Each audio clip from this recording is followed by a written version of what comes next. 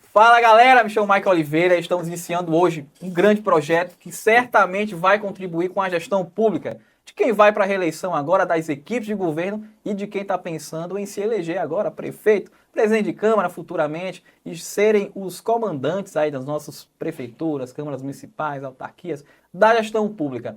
O nome do projeto é COGEP, Controle, Governança e Pessoal. E eu estou aqui na mesa com dois grandes amigos que vão conduzir isso aqui com maestria. Esse projeto tem como objetivo ajudar o pessoal que vai entrar na administração pública. O professor Jorge Nascimento e o professor Heleno Rocha. Fala aí, pessoal. E aí, galera, tudo bem? Estamos aqui mais uma vez para tentar trazer um pouco da nossa experiência. O nosso dia a dia, nós que estamos o tempo inteiro com os gestores, identificando equívocos, vamos aqui trazer para vocês dicas valiosas. Na governança vai ser assim também, Jorge?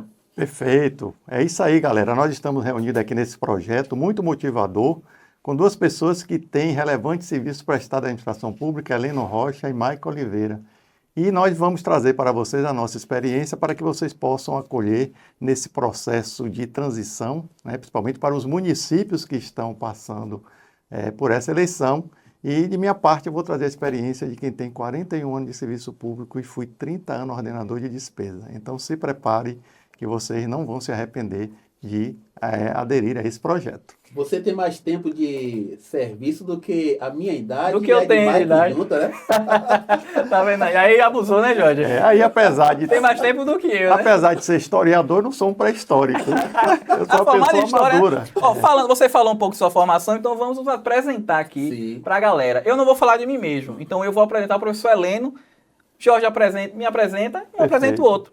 Né? Professor Heleno Rocha, pessoal, foquem aqui nesse cara. O professor Heleno Rocha é a maior autoridade hoje quando a gente fala de E-Social, de gestão de pessoas dentro de órgãos públicos. É um cara que tem toda essa expertise, foi um dos pioneiros aqui a começar a trabalhar, a falar desse tema, e hoje colabora com inúmeros municípios, as prefeituras, as câmaras, as autarquias, entidade do terceiro setor, orientando como o prefeito, como o ordenador de despesa, ele deve conduzir as contratações, a gestão de pessoas, a questão de concurso público, a gente vai falar um pouquinho sobre tudo isso. E ele é o especialista que você precisa para poder resolver. E ele gosta tanto problemas. de mim, você sabe quem é Mike? Mike, ele é presidente da USFIB, União das Controladorias do Estado da Bahia. Muito respeitado, professor, alguém que tem respaldo naquilo que fala, controle é a vida dele. Hoje ele é controlador também do município de Itaberaba, também é funcionário efetivo. De onde mesmo? Jandaíra, terra de Tieta. Né? Terra de Tieta. E vai trazer aqui pra gente algumas informações relevantes. Assim como eu, o Jorge e o Mike também é professor da Fundacem, aquela associação onde há muitos treinamentos para gestão pública. Então, você está na mão aí de uma pessoa que é expert. Controladoria, falou em controladoria, é o sobrenome do Mike. Vamos nessa. Perfeito. E o Jorge? Fala aí, Mike. Hoje, o professor Jorge é uma grande referência no estado, no Brasil inteiro, né? Um cara que capacita todo mundo, seja em licitações, contabilidade aplicada ao setor público e a questão da governança que a gente vai trabalhar bastante aqui, né? Um cara que acredito que na Bahia foi professor de quase todo mundo. Foi meu professor, inclusive, já. Ainda não. Em vários cursos, né, Jorge? E tem essa missão aqui no estado da Bahia, sendo esse cara que é uma referência, como ordenador de despesa, que vive o que os prefeitos vivem, o que os ordenadores de despesa vivem nos municípios, nos órgãos públicos, as dificuldades, né, de fazer aquela gestão financeira. Fazer muito com pouco, né, Jorge? Perfeito. E é um processo de mão e contramão, né? Quando eu vejo você, e eu me lembro quando eu iniciei a minha ação em município, e eu não sabia nem o que era controladoria. Eu fui ser ordenador de despesa, ser secretário, né, já no final da década de 1990, e veio o Tribunal de Contas aqui na Bahia e criou uma instrução normativa, naquela época, criando as controladorias. E vocês não têm noção, hoje eu atuo no governo do Estado da Bahia, na controladoria da Secretaria de Comunicação, e digo, certo, que é uma ação, é um setor, é um órgão, vai depender da governança de cada município, que traz uma segurança enorme. Confesso a vocês que nessa trajetória, controle em excesso, como diz meu colega Inaldo, não é controle, mas controle é essencial, e principalmente o Heleno Rocha que está aqui, a gente lidar com pessoas. Não é só um RH o departamento, é você saber lidar com as pessoas, principalmente para quem lidera. A gente tem que analisar também, quando a gente fala Mike e o Jorge, quando você fala em gestão de pessoas, a gente começa a avaliar o seguinte: será que na área pública nós não temos gestão de pessoas como deveria? Porque se nós temos uma lei municipal, nós sabemos que existem cargos comissionados, nós sabemos que existem categorias de funcionários dentro do município. Quando o novo gestor ele está entrando, será que ele já tem a sua equipe totalmente definida? Será que ele sabe, ou melhor, será que a sua equipe sabe o que vai fazer? Será que depois que ele sabe que ganhou a eleição, não deveria ter um treinamento, Mike, para que a sua equipe soubesse exatamente qual será o seu papel? Porque acho que a controladoria entra muito nisso, não é? Perfeito, o que você acha? né?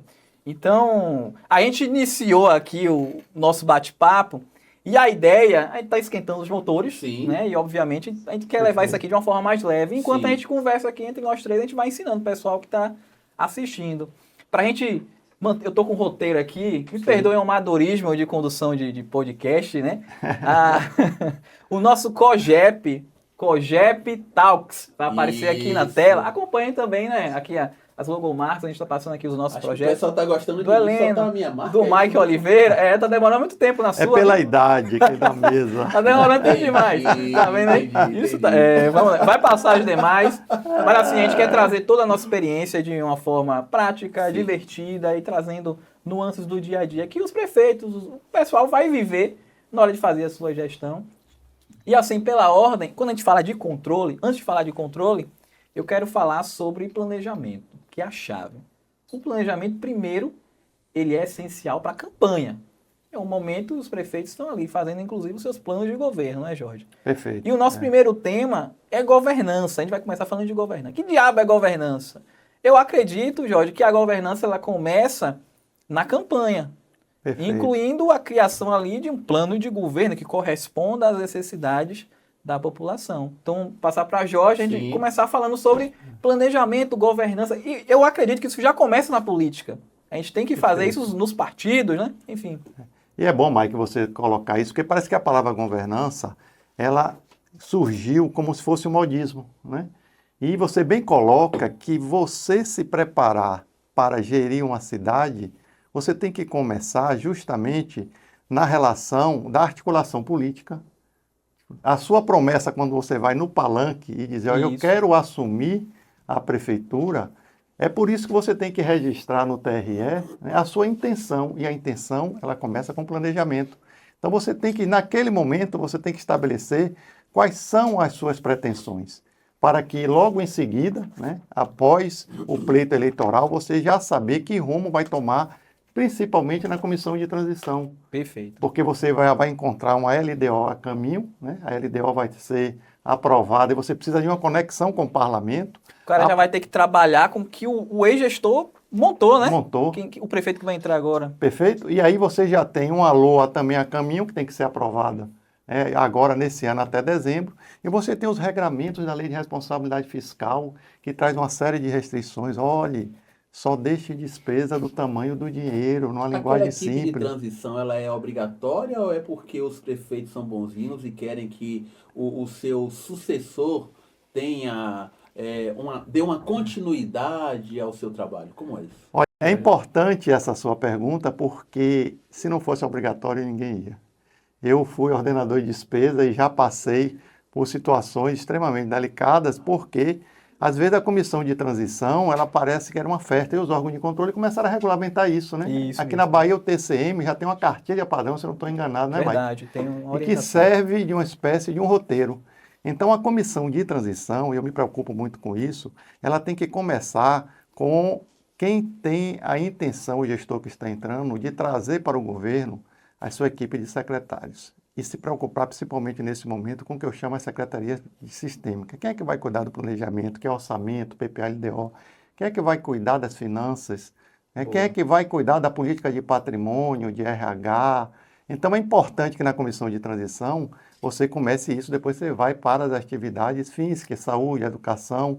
É muito importante que essa comissão de transição ela seja formalmente constituídos, os órgãos de controle não hesitaram em relação a isso. E é necessário ter as pessoas técnicas, né?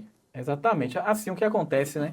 Aí vamos construir aqui uma linha do tempo. Isso. Eu falei que tudo começa na política. Isso. Eu sempre falo isso. Tudo começa com o processo político. Perfeito. O cidadão tem o direito de selecionar quem ele acha que melhor vai representá-lo. E ele também seleciona aquele cara que prometeu o que ele acredita que ele precisa no bairro dele, uma quadra, uma escola, Sim. um hospital, melhorar a saúde, melhorar o salário dos servidores, a forma de contratação, fazer um concurso público. Então, inclusive, né, Jorge, as promessas que ele coloca lá no plano de governo devem já estar alinhadas com o que a população deseja.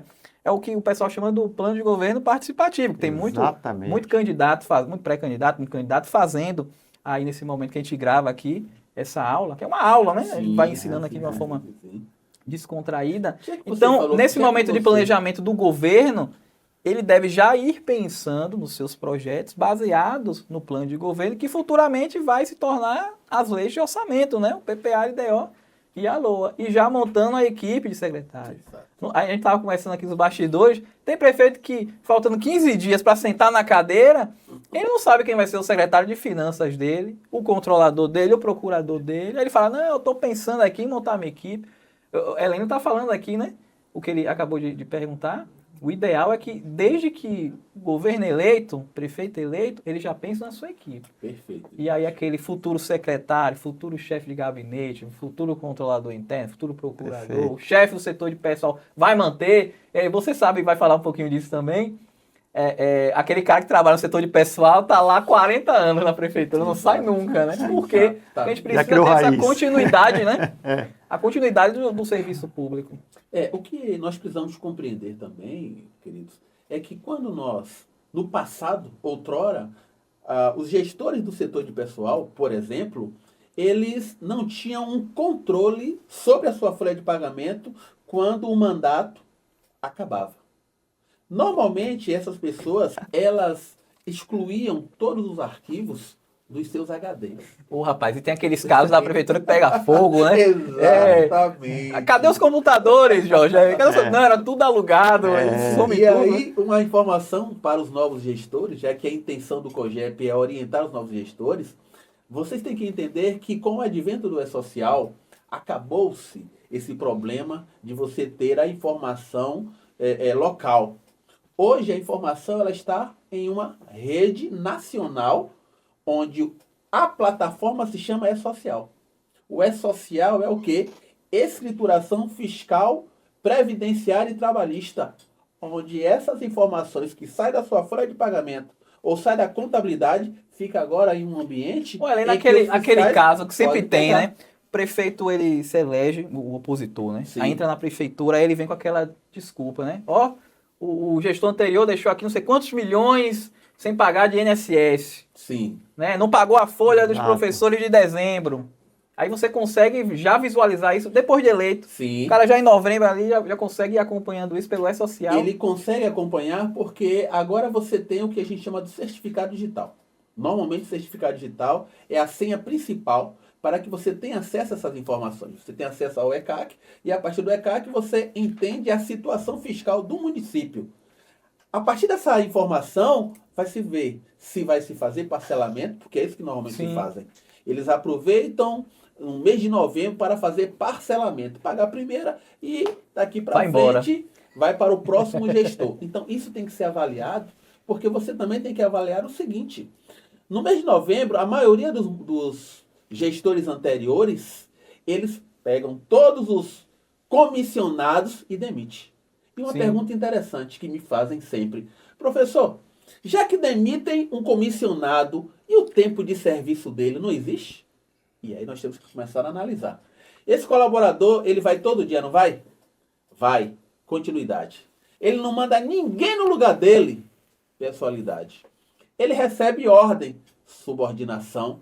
E pior, ele também dizem que ele vai receber um valor. Onerosidade. São características de quem? De um empregado, porque esse é um empregado. Ok? Estamos falando da área municipal, mas isso são características de empregado. Até porque essa pessoa ela não fez concurso, mas ela é comissionada. Então, se ele é comissionado, existe uma lei municipal que dá o poder para o prefeito colocar quem ele quer. Só que tem que ter a coerência de entender que ele tem direito, por exemplo, já que você não quer dar tempo de serviço, Mas 13º e férias é um direito adquirido que o cara tem. Rapaz, aí você pegou, hein, Jorge? Tem lugar que eu cheguei já no município e o pessoal fala assim, vem aqui, quem é nomeado tem direito a férias e 13º? A gente se depara ainda com essa pergunta, né? Perfeito. Aí você fala, como assim? Aqui não tem férias e 13º? E isso acontece, rapaz, o tanto de município Só que a na gente vê, Suíça. né? Só Aí o cara, na não, porque Suíça, aqui né? nunca pagou, né? Perfeito. Aí o cara, aquele famoso, entra nu e sai pelado.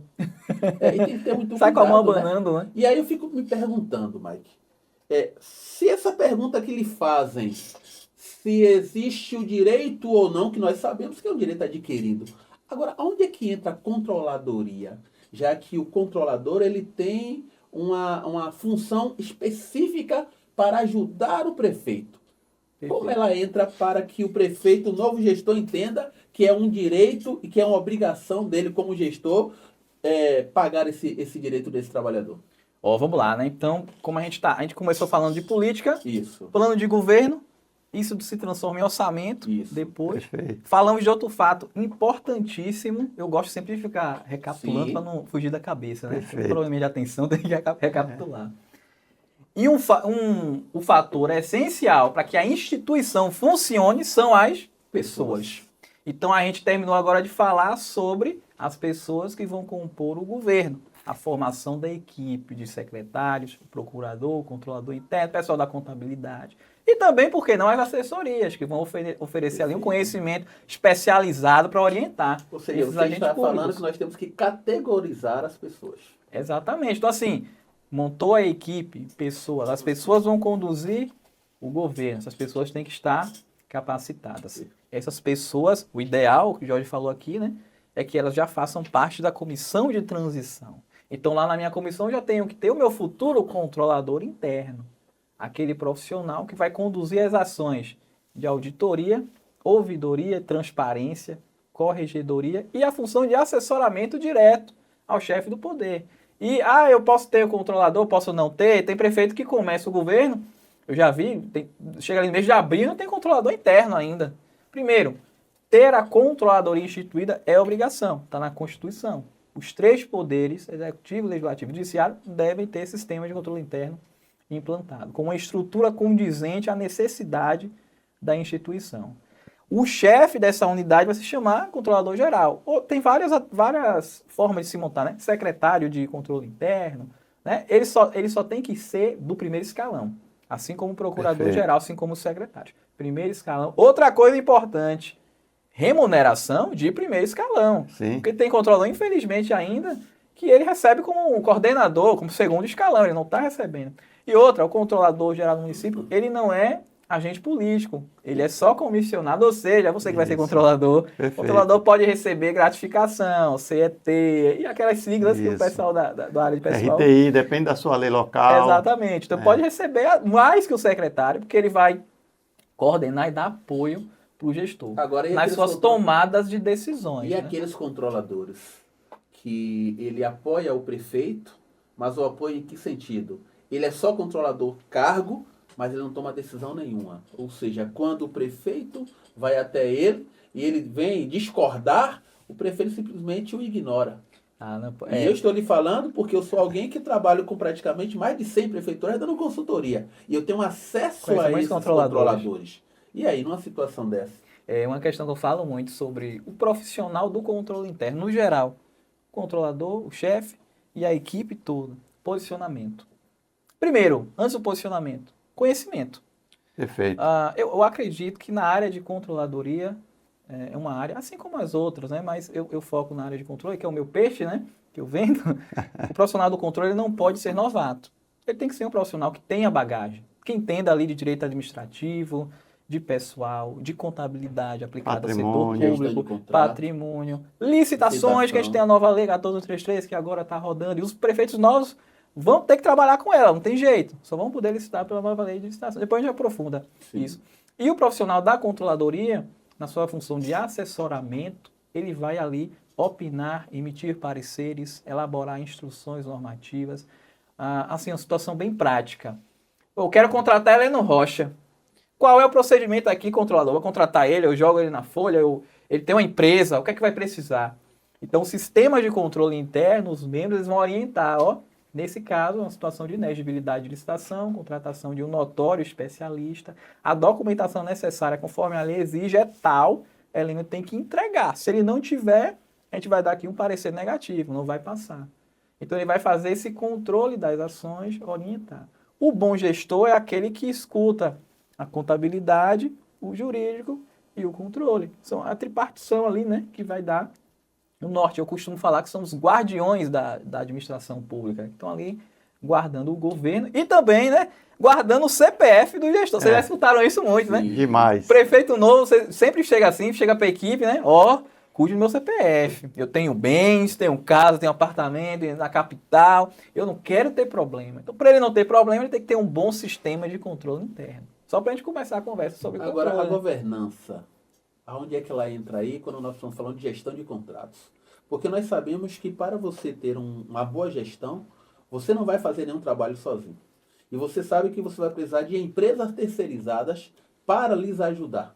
E para que essas empresas elas sejam aptas, existe uma documentação, ok? Até porque você está trazendo pessoas para trabalhar para você e normalmente existem prefeitos que teoricamente se tornam sócios daquela empresa. Por que sócio? Porque uma vez que ele não aceita ou não exige pagamento de INSS, recolhimento de FGTS, e ele não se preocupa em solicitar, por exemplo, certidões negativas, eu digo que ele é o quê? Ele é um sócio, porque existe a responsabilidade solidária. Exato. E aonde entra aí a governança, já que falamos aqui de controle e licitação? É muito interessante isso, Heleno, porque a gente vive um momento agora, todo o último ano de mandato, a gente passa por um processo de cisão. E o que é a cisão, certo? É muito comum que quem está almejando o poder e que foi eleito, eu não vou falar nem dos reeleitos, ele já entra com uma característica assombrosa em relação, primeiro, às pessoas. Olha, eu tenho que enxugar a folha. Isso. E aí você começa a desestabilizar o marco maior, que é a governança da continuidade dos serviços essenciais. E aí as pessoas não percebem que com a lei de responsabilidade fiscal, mas houve um corte, uma cirurgia extremamente relevante, trazendo essa responsabilização. E aí a gente observa que antes da LRF, às vezes você saía com um orçamento comprometido com 90% do gasto com pessoas. Isso. E você não tinha nenhuma punição. Quando a LRF estabeleceu 60%, 54% para o Executivo e 6% para o Parlamento, então você percebe esse movimento porque só existe 4 formas de ingressar no serviço público: concurso público, cargo comissionado, os chamados REDAs, o regime de direito administrativo, que os órgãos de controle temporário hostilizam muito.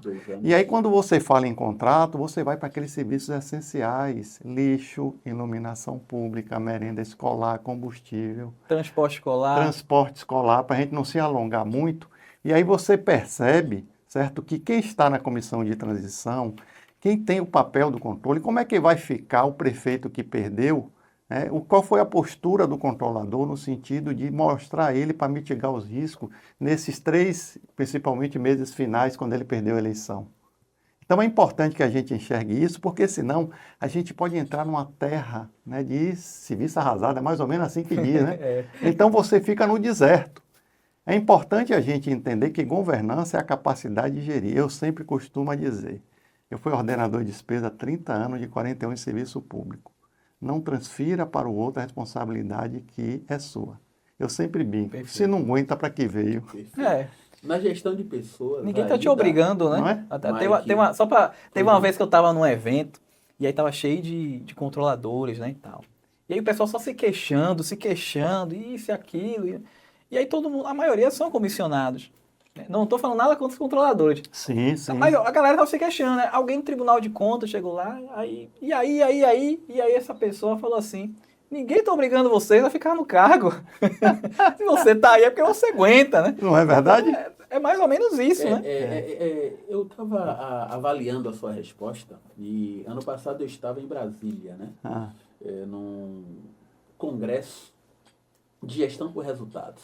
E o meu público, quem era? Prefeitos e secretários. E alguém me perguntou: professor Heleno, eu sou gestor e eu quero reduzir a minha folha. O que é que eu posso fazer, já que na minha folha hoje eu não tenho tantos comissionados, mas eu trouxe uma empresa, ou melhor, uma cooperativa para trabalhar para mim. Eu parei, eu pensei, cooperativa, terceiro setor. O senhor traz uma cooperativa provavelmente ela tem algumas obrigações. Sim. E ela tem, né, contabilmente falando, ela precisa fazer recolhimentos. E não existe um dono numa cooperativa. Existem cooperados. Mas existe um cabeça. A minha pergunta para o senhor, para os senhores, é: essa cooperativa, quando o senhor a trouxe, o senhor efetivamente avaliou outras ou normalmente te ofereceram a cooperativa como algo que iria resolver o seu problema? Porque a partir do momento que você tem cooperativa, ela tem recolhimento de INSS. E além de recolhimento de INSS, você perde controle, porque você paga uma fatura por X colaboradores e, na verdade, vem Y colaboradores. O que é que nós temos que pensar? Não seria melhor você ter seus trabalhadores na sua folha, onde você tem um controle muito maior? E outra coisa... Conteúdo avançado, viu? E outra coisa, a partir do momento que entra o E-Social, o seu CPF é a senha básica para tudo. O seu CPF é linkado ao seu certificado digital. E eu fiz uma pergunta: cadê seu certificado digital, prefeito? Ele não faz ideia. Porque a partir do seu certificado, hoje, qualquer pessoa pode adentrar na Receita Federal, checar o E-Social e muitas das vezes trazer até um prejuízo para você. Perfeito. E a partir daí a gente começa a pensar, a controladoria, ela entra como? Já que nós estamos dizendo que existe a gestão de contratos, existem aquelas pessoas que não vão fazer o trabalho como deveria, mas quem é que vai controlar esses trabalhadores que deveriam estar lá?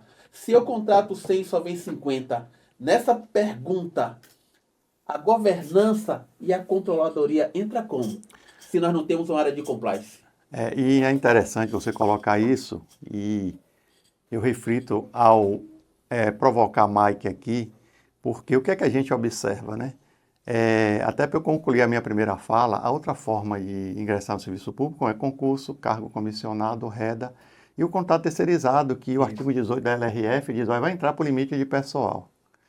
E quando você traz isso, certo, nós temos uma carência, eu que estou no Estado e capacito muitos servidores na área de gestão e fiscalização de contratos, a gente percebe que esse personagem, né, é um servidor, preferencialmente servidor de carreira, mas a jurisprudência já trouxe que os cargos comissionados podem transitar, né, para ser fiscal de contrato, mas o risco é a descontinuidade. Enfim, o que nós observamos, Heleno, é que nós temos que ter cada vez mais, e aí é muito bom a nova lei de licitações, que ela caracteriza bem claro, aí botou no texto da lei a necessidade de capacitar e treinar os servidores públicos. O que nós estamos trazendo para vocês aqui é que vocês percebam esse alerta e vocês melhorem seu ambiente de governança. E como a gente traz compliance, né? Eu estou no Estado, quando eu fui no Estado a gente fazer um seminário sobre compliance, assustava, porque parece que é uma palavra que só está atrelada à área privada. Isso. E aí, Mike, eu fico a olhar, e você que tem uma experiência, eu fico a me perguntar, é muito comum jogar, como a Heleno colocou aí, nos ombros da figura de um controlador o sistema de controle. Isso. E o sistema de controle é cada fase, tanto da parte da despesa como da parte da receita, que são as chamadas primeiras linhas de defesa. E às vezes a gente tem uma estrutura que tem que conscientizar cada servidor que o controle começa na tarefa regimental e na tarefa de sua atividade como servidor público. Para que o controle interno, eu queria ouvir de você, você que tem feito um trabalho belíssimo, não é só montar a controladoria e mostrar a importância de que o sistema de controle comece nas secretarias instituídas, né? Geralmente quem está entrando ou esvazia, aí tem muita secretaria, vou fazer uma reforma administrativa e diminuir, ou outros querem ampliar, vai depender da promessa de campanha de cada um. E é importante a gente ver isso, porque senão fica muito escorado que uma controladoria só vai resolver. Às vezes você pode ter um controlador, que a carência é enorme, né, mas e nós percebemos que 44%, segundo o IBGE, A formação dos municípios tem até 20 mil pessoas. Nós somos um país literalmente municipalista. E 1.258 municípios têm menos de 5 mil habitantes. Aí você imagine que a lei é padrão para todo mundo. Então eu queria lhe ouvir, você que tem feito esse trabalho muito belo, não só aqui na Bahia, em outros estados, o sistema de controle interno não seria mais adequado que essa consciência partisse principalmente do prefeito e seus liderados para que o controlador tivesse a sua autonomia? E ele é muito questionado hoje porque o próprio regramento legal exige que seja servidor de carreira. Mas enquanto isso não alcança, o cargo comissionado, aquele que vem de fora, ele tem que ter esse compromisso, né, de perceber que ele sozinho não vai levar. O que é que você tem passado por aí, certo, com sua experiência e que a União dos Controladores tenta contribuir para esse modelo de governança que envolve as 3 linhas de defesa? Eu não quero entrar na última, que é do TCE, né? Sim. Mas essas que estão mais no executivo, que é a primeira e a segunda linha, que envolve a governança, que eu chamo primária, e o controle interno. Boa, rapaz, até escrevi aqui, porque foi tanto questionamento, tanta coisa. Ó, vamos lá, então, sintetizando, vai ficar bem simples, né? Primeiro, a gente falou aqui de planejar o governo, plano de governo, planejar as ações, pensar na equipe de transição, pensar nas chefias, nos secretários, no controlador, no procurador, no chefe da contabilidade. Depois a gente pensou em montar a estrutura, o corpo de prestadores de serviço. Então nós vamos ter os secretários, a equipe de governo, o alto escalão, os cargos comissionados, e aí nós vamos montar também a equipe técnica do governo como um todo. Você já vai ter lá os servidores efetivos do quadro, que devem ser respeitados, e são a principal fonte da continuidade do serviço público. Eles têm ali, ó, o histórico na cabeça. Se o prefeito está entrando e tem algum problema, ele vai procurar o cara que já está lá há 10 anos, há 8 anos. O cara sabe o histórico, ele sabe como resolver aquilo. Como diz o ditado, sabe o caminho das pedras, né? Então ele vai organizar o seu pessoal.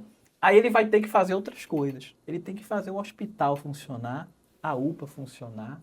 Às vezes ele tem ali uma entidade sem fins lucrativos que presta um serviço para o município. Às vezes ele tem uma associação de catadores de lixo. E aí ele vem com a questão da terceirização de mão de obra. Nem todas as pessoas que vão trabalhar no governo serão de concurso. Então hoje muitos prefeitos preferem terceirizar. Então, o governo liberal. Então ele pode fazer, via procedimento licitatório, a contratação de empresas para fornecer esse serviço de atividade meio. Porteiro, recepcionista, telefonista, limpeza, copeiro. A questão dos garis, do lixo, copeiro. E aí a saúde, a gente tem uma dificuldade muito grande de conseguir servidores, médicos, dentistas, enfermeiros, via concurso. Então eles têm várias formas, através de licitação pública no processo eletrônico, a gente vai aprofundar mais à frente, para selecionar uma cooperativa, uma empresa. A empresa já fica mais caro que a cooperativa. Exatamente. Às vezes o prefeito ele contrata um instituto, o instituto já é mais barato ainda que a cooperativa. E aí vem a necessidade de controle. Ele precisa se proteger. Como o gestor ele montou a equipe dele de alto escalão, e lá vai ter o controlador geral, aí eu venho com essa minha ideia que eu sempre falo, ele vai ter ali o seu guardião. O guardião do governo e o guardião dele, pessoa física, dele gestor, o cara que é bem intencionado, que quer fazer a diferença e que não quer correr risco. Quem vai proteger o gestor é o sistema de controle interno. E o que é o sistema de controle interno?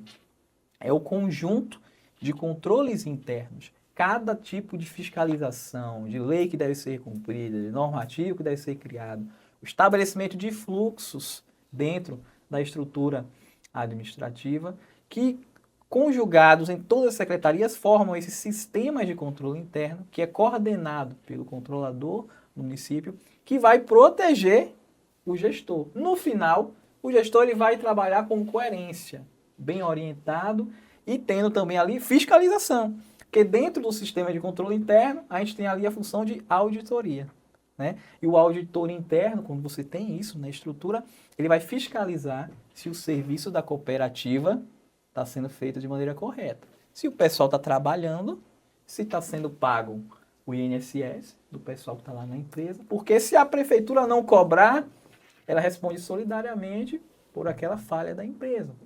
Então, a controladoria, dentro desse sistema de controle interno, vai implantar ali checklist. Eu sou o cara do checklist, muita gente me conhece, o cara do checklist, estou sempre falando isso, né? Verdade. Os checklists são controles internos que são colocados ali pela controladoria para conferir aquela documentação. Ó, cooperativa enviou faturamento. O que é que a gente tem que olhar aqui? Pô, livro de ponto. O pessoal foi trabalhar, registrou o ponto. Vamos ver o quê? Se pagou o INSS da galera. Como é que a gente vai ver isso? Pega ali a Cefip, né? Ver a relação de funcionário. Isso é um curso muito extenso, viu, gente? Eu falei até que era conteúdo avançado, né? Ver se o pessoal colocou todo mundo na folha, se pagou o INSS de todo mundo. Não é mais Cefip, se não, tem digital. E tem a guia do E-Social, né? Tecnologia que vai em vir ação. com o pagamento. O E-Social, aí não é meu, o E-Social, ele simplificou isso tudo em uma guia única para pagamento. E isso é uma atividade de controle. E essa atividade de controle, ela ganhou uma envergadura maior com a nova lei de licitações, no artigo 169, para concluir aqui a fala, que fala sobre as 3 linhas de defesa.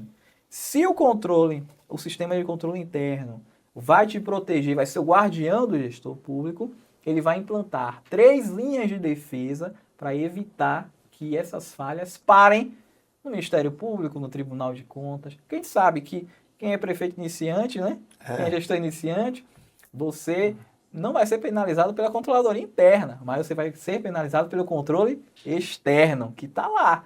O controle externo é o quê? O poder legislativo, a Câmara, auxiliada pelos tribunais de contas. Então tem prefeito que fica inelegível porque rejeitou contas lá no tribunal, a Câmara concordou com aquilo. Outra coisa, quando você contratou a cooperativa de forma errada, o Tribunal de Contas pega, representa para o Ministério Público e o Tribunal de Contas ainda imputa multas e ressarcimentos. Multa para pagar do bolso do prefeito. Multa de 10 mil, 15 mil, 20 mil, por aí vai. Então, toda irregularidade que seja cometida, o gestor ele vai ser penalizado. Esse sistema de controle é a base que ele vai ter para poder realizar essa proteção. Mas, como as equipes são reduzidas, não é apenas o controlador que vai fazer isso tudo sozinho. O cara é um ser humano. Pô, tem 20 pessoas na controladoria, o que não é realidade, né? Mas mesmo assim não vai dar conta de uma prefeitura que tem 70 mil habitantes, 100 mil habitantes. Sim. Então ele vai implantar controles nas 3 linhas. Primeira linha, o cara que está na linha de frente. Tem uma guerra, o cara na primeira linha. O soldado. É o soldado. É o quê? É o fiscal de contrato. O prefeito. Nenhum prefeito, Jorge, quer. Eu estou me alongando demais. Nenhum prefeito quer que a merenda escolar venha fora da validade. Sim, vencida, sim. com o arroz, com gorgulho. Nenhum prefeito quer que o ônibus escolar esteja sem cinto de segurança, com o pneu careca. Quem é que vai fazer isso? É o sistema de controle através da primeira linha. O fiscal de contrato do transporte escolar tem que olhar se o ônibus tem cinto, se o ônibus está com pneu careca. Se o motorista... São coisas tão simples. O motorista de ônibus tem que ter carteira o quê? D, né? D? Hoje é carteira D e hoje você tem o exame toxicológico. Tem que ter uma certidão do Ministério da... certidão negativa criminal, Isso. Que não pode. Tem que ter um curso específico para dirigir transporte escolar, que é um trabalho dedicado, minucioso, né? Tem que ser cuidadoso com as crianças. Quantos trabalhadores estão em desvio de função, fazendo trabalho de motorista, sendo que hoje o governo federal ele exige que você faça exame toxicológico para os chamados motoristas profissionais. Olha os riscos que nós temos. Tá vendo? Então, essa o fiscal do contrato do transporte escolar vai garantir que o ônibus esteja correto ali para fazer rodar. Inclusive, normas de trânsito, aquela coisa toda. Depois a gente vai ter a contabilidade, a gente vai ter o jurídico, todo mundo vai fazer controle. Chegou na contabilidade, para fazer o pagamento da empresa, eu vou verificar se tem certidão negativa, se está válida, se a empresa está pagando as contribuições. Eu forneci ali, Heleno, comprei medicamento para a saúde. Alguém foi lá e recebeu. Na nota fiscal tem lá uma caixa com 70 dipironas, com 100 caixas de Buscopan. Aí, na verdade, a prefeitura recebeu metade de cada. E outra, não foi Buscopan e não foi dipirona que estava na licitação, né? Muito comum. Aí chega o cara da oposição, tira a foto, cadê que não tem remédio, não sei o quê. Por quê? Porque não tem esse controle lá para observar. No final, essa primeira linha ela vai garantir muita segurança. Na segunda linha, a gente vai ter o controlador e o procurador, o jurídico e o controle interno, que é assessoramento, que é aquela questão de conduzir os processos, criar as normas, orientar. E como terceira linha, a gente vai ter a auditoria interna e a auditoria externa, que é o Tribunal de Contas, pau no prefeito. A auditoria interna vai ajudar.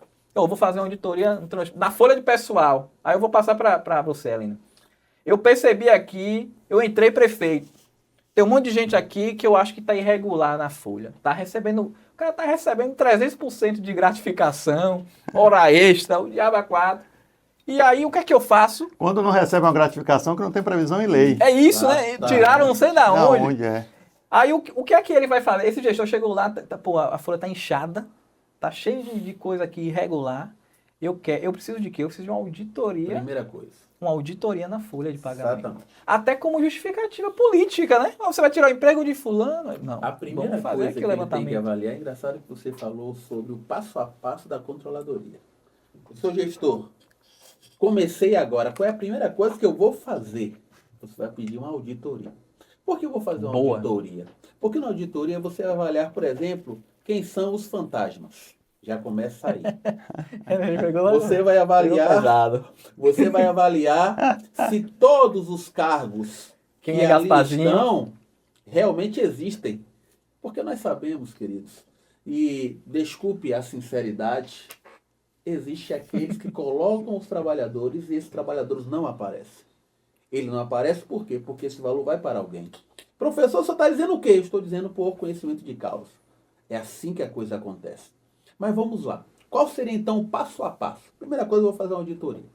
Nessa auditoria você vai identificar essas pessoas que estão com problema, vai identificar verbas que deveriam ter incidências INSS, incidências em imposto de renda e não tem. São valores que você paga, mas sem desconto algum. Você também tem que avaliar a área de segurança do trabalho, porque hoje é uma questão que traz problema. Por exemplo, eu entrei, a primeira coisa que eu vou pedir é um PGR. Vou contratar um técnico de segurança e vou pedir para ele fazer um PGR, Programa Gerenciador de Risco, NR1. Ele vai checar o risco do ambiente. Uma vez que ele está com esse documento, ele agora vai fazer um PCMSO. Professor, mas na área pública, PCMSO é facultativo. É facultativo para o funcionário público. É facultativo para o servidor, mas não é facultativo para o contratado. E você tem muitos contratados. Você tem redas. Você tem aqueles trabalhadores que ele não é nem comissionado, nem é reda. Aquele cara que você joga na folha, né? Exatamente, joga na folha. Joga na folha. Só como é que fica o E-Social com isso? E eu aí, o que é que entra? Não, perfeito. Porque quando você entra com o E-Social, a primeira coisa que o E-Social pede é o seguinte: eu não posso colocar ninguém se eu não fizer antes uma qualificação cadastral. Como assim, se no passado eu botava quem eu queria, hoje não. Hoje você tem que fazer uma qualificação. O que é a qualificação?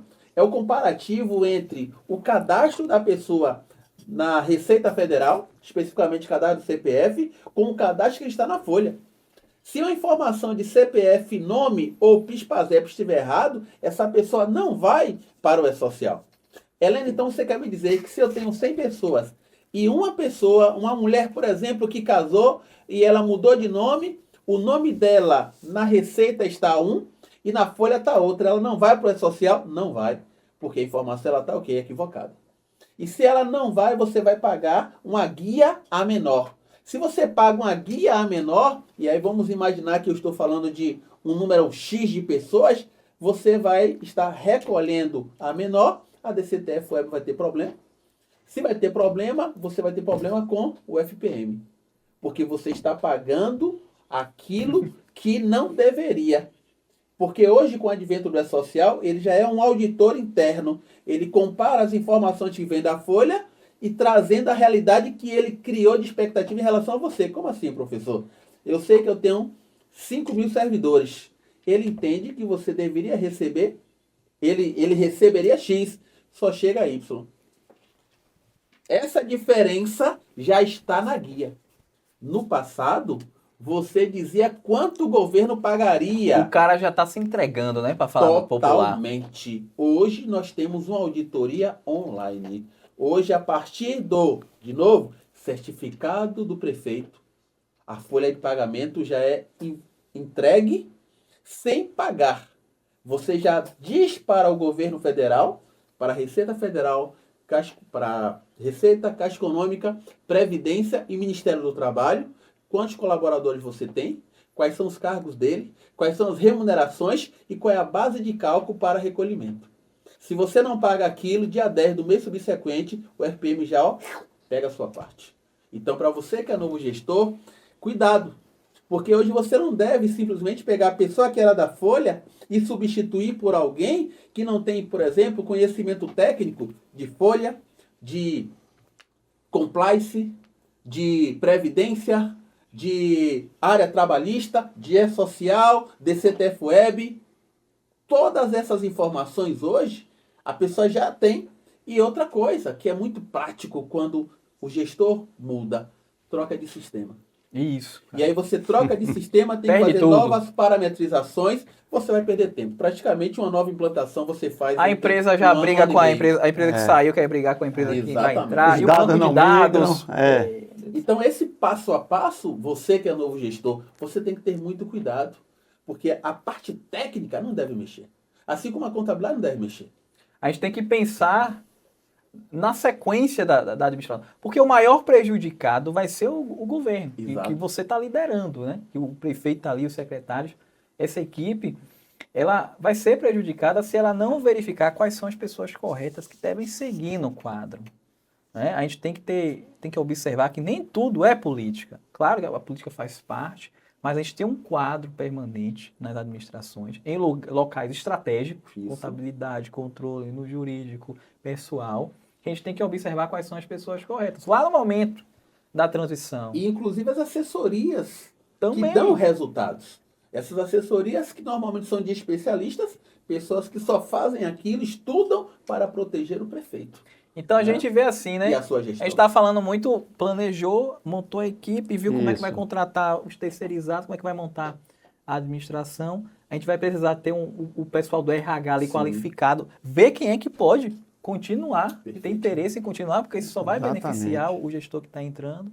Verificar também as assessorias que você tem, técnicas, verificar os sistemas, fazem parte do CIAFIC ali, aí eu vou passar para depois do CIAFIC, fazem parte do CIAFIC, que podem ser mantidos, porque o sistema ele é o banco de dados, ele tem ali a vida da prefeitura, todos os dados, a questão contábil, a questão de pessoal, tributária. Tem, né? Será que eu preciso trocar sistema para atender o CIAFIC?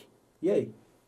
É engraçado ainda a gente entrar no CIAFIC, e me chama muita atenção porque eu sempre nas minhas palestras eu costumo dizer, o prefeito não manda no orçamento, e isso assusta.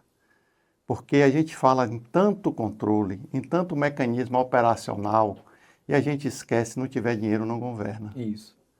E a gente percebe, do exemplo que vocês trouxeram aí, e você que está nos assistindo, a gente percebe que os municípios não têm capacidade nenhuma para investir em obras de infraestrutura.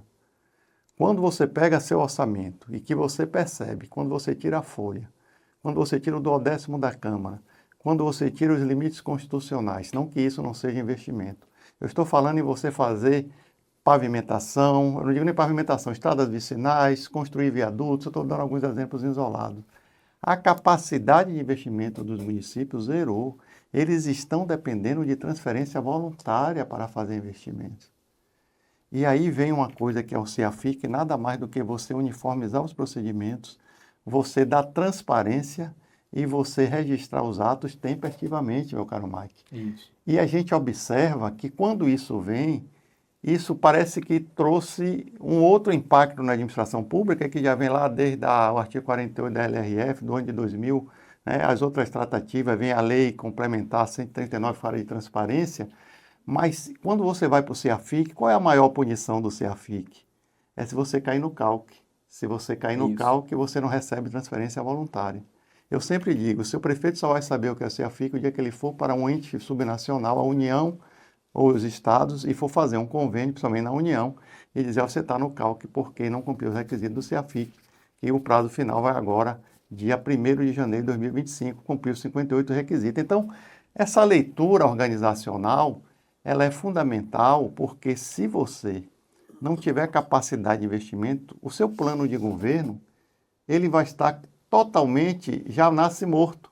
Porque às vezes você pega o PPA, né, que você vai encontrar o último ano de vigência do plano plurianual de seu antecessor, se você não for continuidade, e às vezes você vem numa linha de governança, de cumprir uma ação de governo, e você interrompe só, entre aspas, como você foi muito sincero, pelo capricho de dizer que vai trazer uma nova ação de governo, e aí você não percebe que isso não ajuda, né, o interesse público. Sim. Então a gente tem que ter essa percepção e os prefeitos terem muito cuidado, porque a carga tributária já chegou no limite. A capacidade fiscal está cada vez mais reduzida.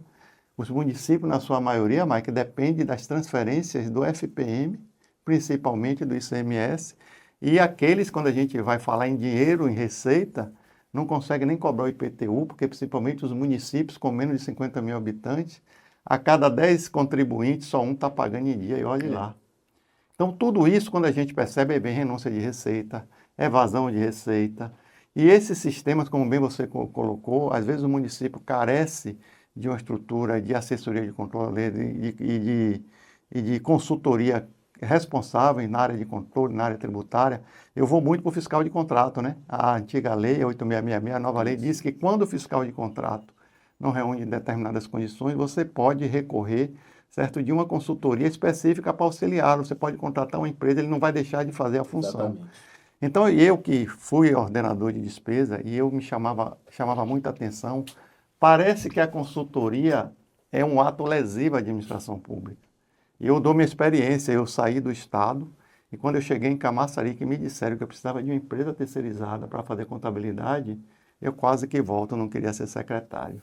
E logo depois, e essa experiência que a gente passa para você, né, o SESCAP, o Sindicato de Contabilidade, Isso.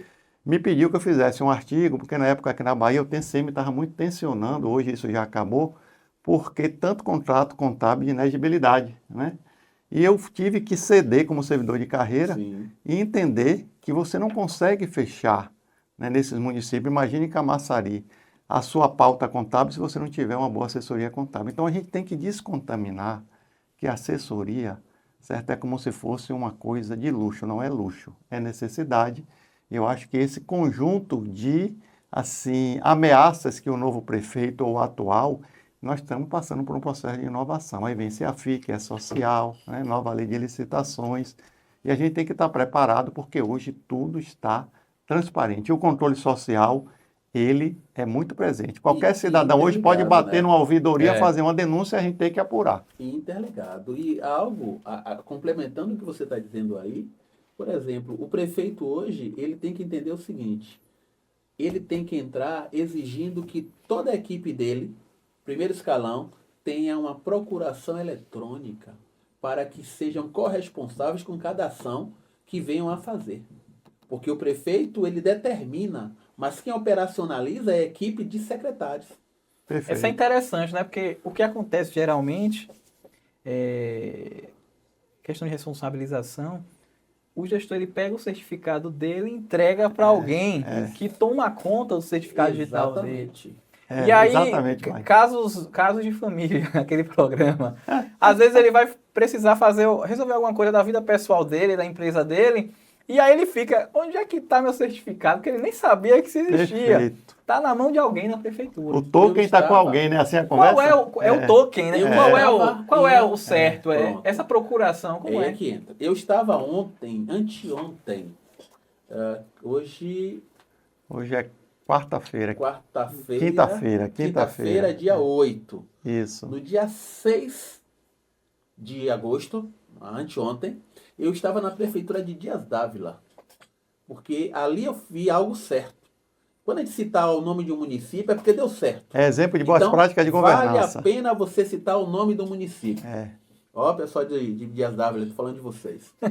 E eu perguntei aonde está o certificado do prefeito, depois que eu comecei a ensinar o que é que dizia a Receita Federal em relação ao certificado e à procuração eletrônica.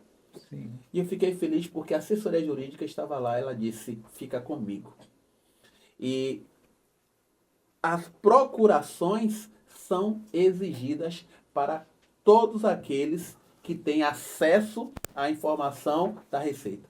Isso quer dizer que quem trabalha no setor de pessoal que precisa mandar o E-Social encaminha com a sua procuração eletrônica, com a sua corresponsabilidade.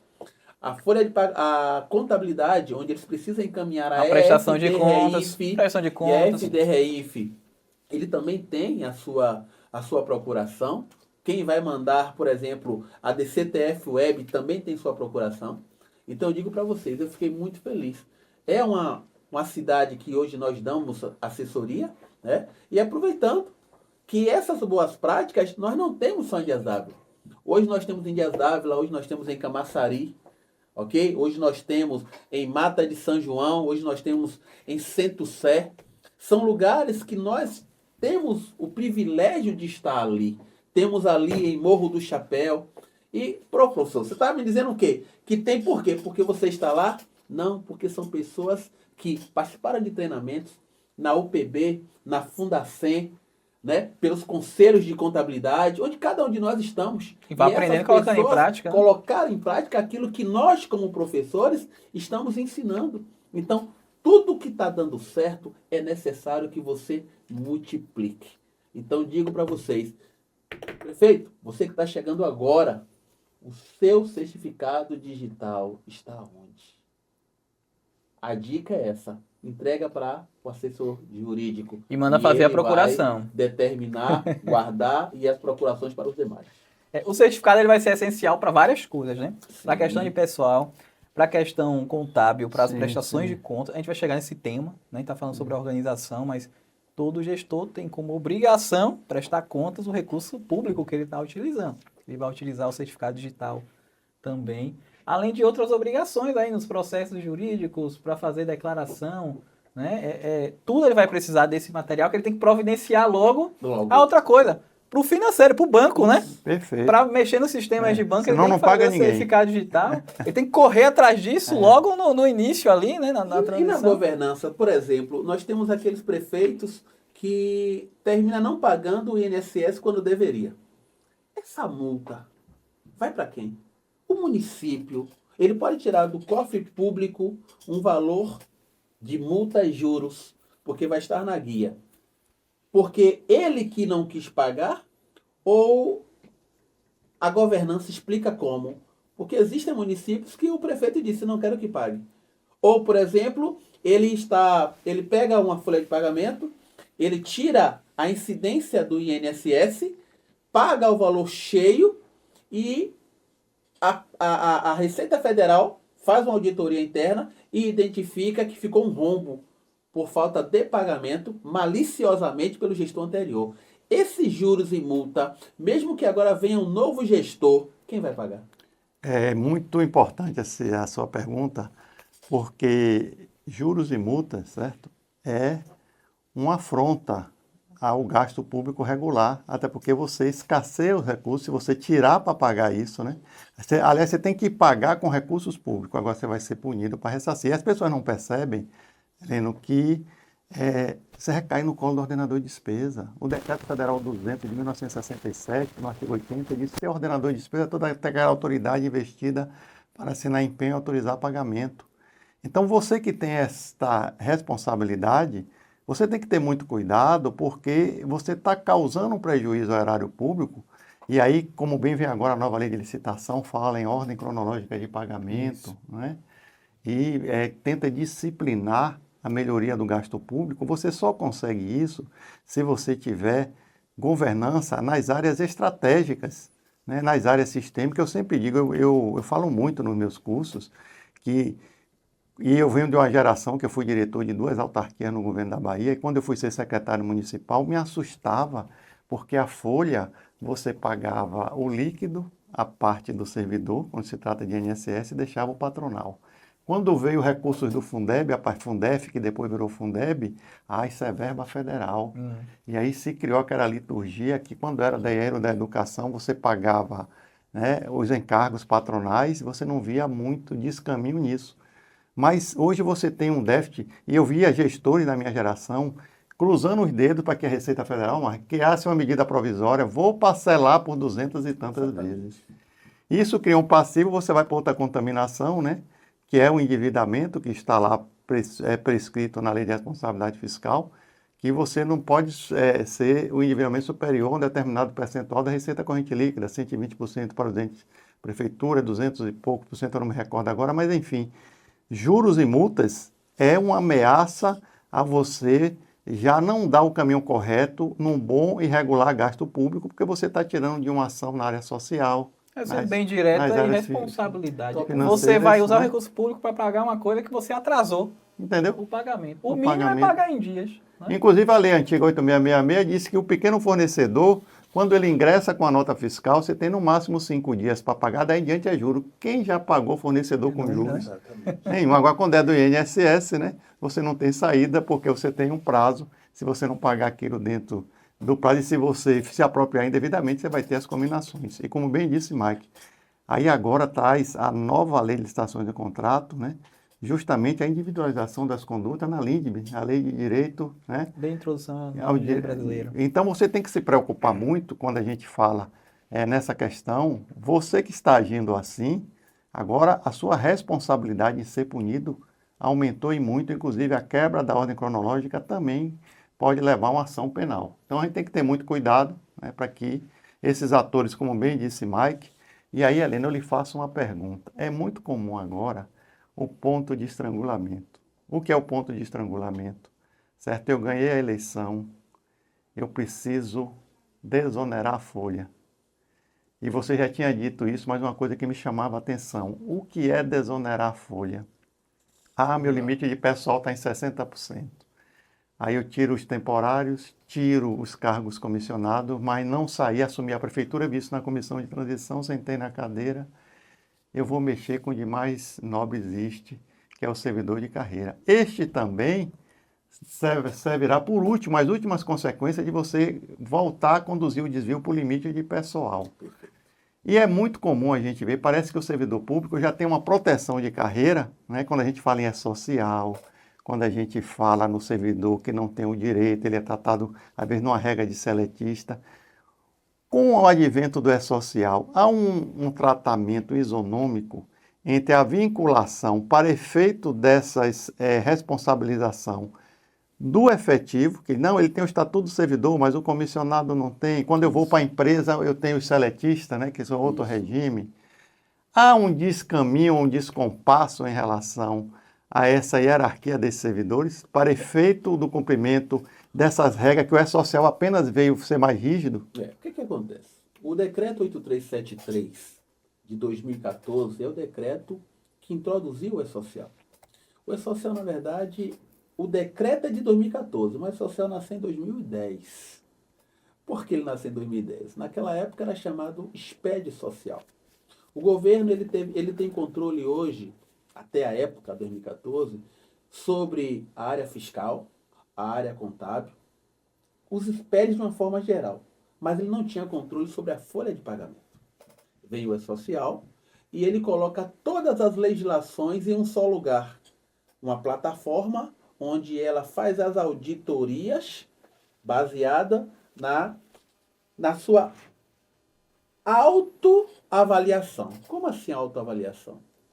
Eu pego um sistema, lanço todas as legislações, digo o que é certo e o que é errado, e a partir dali, quando você introduz o seu certificado digital, você agora abre para o governo a sua folha de pagamento. Então, o certificado do prefeito, quando a pessoa do setor de pessoal entra, que coloca o certificado, é como se ele estivesse abrindo toda a folha para a Receita, a Previdência, o Ministério do Trabalho e a Caixa Econômica. A partir dali, o E-Social vem com regras. Primeira regra, que é a tabela 1. Categoria dos trabalhadores. Eu tenho um trabalhador, o que a gente chama de efetivo, categoria 301. Eu tenho o 302 exclusivamente comissionado. Eu tenho um 303, cargo eletivo. Eu tenho 304, cargo eletivo e comissionado. E aí você vem para o 306, são os REDAs e os trabalhadores administrativos. Perfeito. A partir desse momento, ele faz com que você também entenda as leis municipais. E nas leis municipais, você tem as determinações de, por exemplo, gratificações ou acúmulo de cargos. Você vai analisar também aqueles trabalhadores que foram transferidos para um outro município, mas que o ônus ainda está com o município atual, que o E-Social chama de Código 2231, são as seções. E aí a sua pergunta, Heleno, o que muda nisso? Para o E-Social não muda nada, o que muda é a fiscalização. Perfeito. Porque a partir de agora, você tem subsídios, e tem gente que ganha subsídios, que é o próprio salário, e vem com gratificações, mas a categoria a qual ele está inserido pode acumular o subsídio e a gratificação? O que é que diz? Essa pergunta é boa. Para tornar mais claro, eu sou professor, um caso hipotético, eu sou professor, tenho um salário muito bom, ali pelo plano de carreira e tudo mais. Meu salário já é igual de secretário, ou melhor. Sim. E aí o prefeito me convida para ser secretário de educação. Perfeito. Aí vem aquela pergunta, né? Eu vou receber o quê? Isso. Aí é atrativo para mim? Eu vou ganhar como secretário, eu vou ganhar como professor, eu vou ganhar os dois. Aquilo que for benéfico nunca vai ser acumulativo. Perfeito. E outra coisa interessante, Heleno. E a matrícula? É isso que entra. Antes do E-Social, eu tinha 2 matrículas. Não estou dizendo 2 concursos, tá? Sim. Porque se eu tenho 2 concursos, sou coordenador e sou professor, automaticamente eu tenho 2 matrículas. Mas imagine o que as pessoas faziam. Heleno, eu sou um professor e agora eu me tornei um secretário. Eu tenho 2 matrículas? Não. Congela uma. Você continua com o cargo de professor, se liga, mas agora a sua função é de secretário. Então, o que é função na área pública simplesmente é o título de gestão. Essa dúvida é muito recorrente. Muito recorrente. Você passa a ser um gestor a partir daí. Então, a função é a partir disso. O cadastro dele lá na Continua folha. A mesma matrícula. É secretário ou é professor? Ele tá secretário. Ele está como professor, como cargo. Sim. Mas na função. Preserva o vínculo de origem dele. O vínculo de origem. E a matrícula permanece. Permanece. É porque tem gente que cria uma matrícula nova. Exatamente. Isso é o erro. E dentro dessas nossas auditorias e consultorias, a gente pega muito isso. Aí vem outro caso curioso. Eu me deparei com um amigo secretário. Mike, me socorra, me ajude. O que foi? Não, porque eu tenho um cargo já, eu sou professor e tal, acho que era professor, era enfermeiro, e aí eu sou secretário, e o pessoal puxou lá no sistema do Tribunal de Contas, no SIGA, entrou lá no site, puxou e falou que eu estou recebendo 2 salários, salário de enfermeiro e salário de secretário, e eu não estou recebendo só um, eu queria estar recebendo 2, então na verdade, é a falta da informação que você tem que mandar para a social. Quer ver uma outra falha básica que se tem? Por exemplo, o conselheiro tutelar. Isso, o conselheiro tutelar... Conselheiro de educação. O tutelar, ele não é um comissionado. Ele é um contribuinte individual. Ele é categoria 771. É uma categoria específica. Mas, o que é que a maioria das prefeituras fazem? Coloca ele como categoria 302. Exclusivamente comissionado. E aí a prefeitura começa a pagar 13º, E ele não férias, é um cargo. E quem deve pagar é a Previdência Social. Ao menos o 13º. As férias tudo bem. Mas o 13º, quem paga é a Previdência Social. Boa. E todos esses ajustes nós tivemos que fazer. Dica COGEP. Vou criar o quadro. Dica COGEP. Vou fazer um aqui. Aí. Primeira dica COGEP. Prefeito entra, ele montou a equipe secretária, viu as contratações, ele tem que ver também as assessorias que vão permanecer, os sistemas, selecionar os servidores que vão continuar nos quadros, vai mudar ali a chefia, mas os técnicos vão continuar para dar sequência nos trabalhos. E aí, aquela galera que apoiou ele na campanha. A galera apoiou ele na campanha, correu, carregou a bandeira, como a gente diz, balançou bandeira, como diz no jargão popular, que deu sangue, que quer entrar na prefeitura e que no primeiro dia vai receber o prefeito na porta da prefeitura. Aí o prefeito posta, eu acho, são fatos engraçados. Mesmo assim. O prefeito posta com meus apoiadores. Não! O pessoal tá indo lá porque quer pegar o emprego que foi prometido na campanha. Exatamente. O que é que ele faz para poder colocar esse pessoal na prefeitura? Qual é a dica COGEP? Os passos que ele deve seguir. Dica COGEP. Grava aí. Vou dar um. Dica 1. Você vai verificar no seu plano de cargos e salários quais são os cargos comissionados. Que são de livre nomeação e exoneração. Você vai exonerar quem você não quer no seu grupo, no seu governo. tranquilíssimo, né? Beleza. E você vai nomear quem você quer que faça parte da sua gestão. Mas deixa fica mais fácil. Mas deixa eu agregar nessa sua primeira dica. Eu vou exonerar quem eu não quero no meu governo. Se quem você vai exonerar é um técnico. Porque, por exemplo, eu dou consultoria em um município, mas eu sou assessor em outro, em um determinado município. Bem, eu sou um técnico especializado. Pegando um exemplo direto, você me exoneraria? Eu Se você não. fosse o prefeito? Se eu fosse um gestor, não. Você tem que verificar a competência das a pessoas, questão da obviamente. competência e qual o resultado que essa pessoa lhe dá naquele âmbito. É aquele ditado, o custo-benefício, né? Exatamente. Custo-benefício. Né? Segunda dica. Segunda dica. Ele quer admitir novas pessoas. E aí a gente sabe que, infelizmente, existe aquela prática de não, início de mandato a gente vai jogar direto na folha de pagamento. E aí, o que é que pode acontecer? Joga direto na folha. Pronto. Mas vem aqui, o certo era fazer um REDA. Era fazer Isso. um processo seletivo simplificado. Isso. Agora, para você fazer um processo seletivo, primeiro você tem que contratar uma empresa via processo licitatório para fazer a seleção pública. Mas não, muita gente joga na folha. Aí depois vem o Ministério Público, faz um TAC e o cara vai fazer um concurso. Não, vem o Ministério e outra coisa. Não se tem mais joga na folha. Lembra-se da primeira dica que eu dei lá na frente? A qualificação cadastral, que a gente chama de CQC. Você tem que fazer a qualificação cadastral para fazer o comparativo entre a documentação daquela pessoa e o seu cadastro na Receita Federal. Se a informação da Receita não bate com a informação atual dele, lembra que eu falei o exemplo da mulher que casou?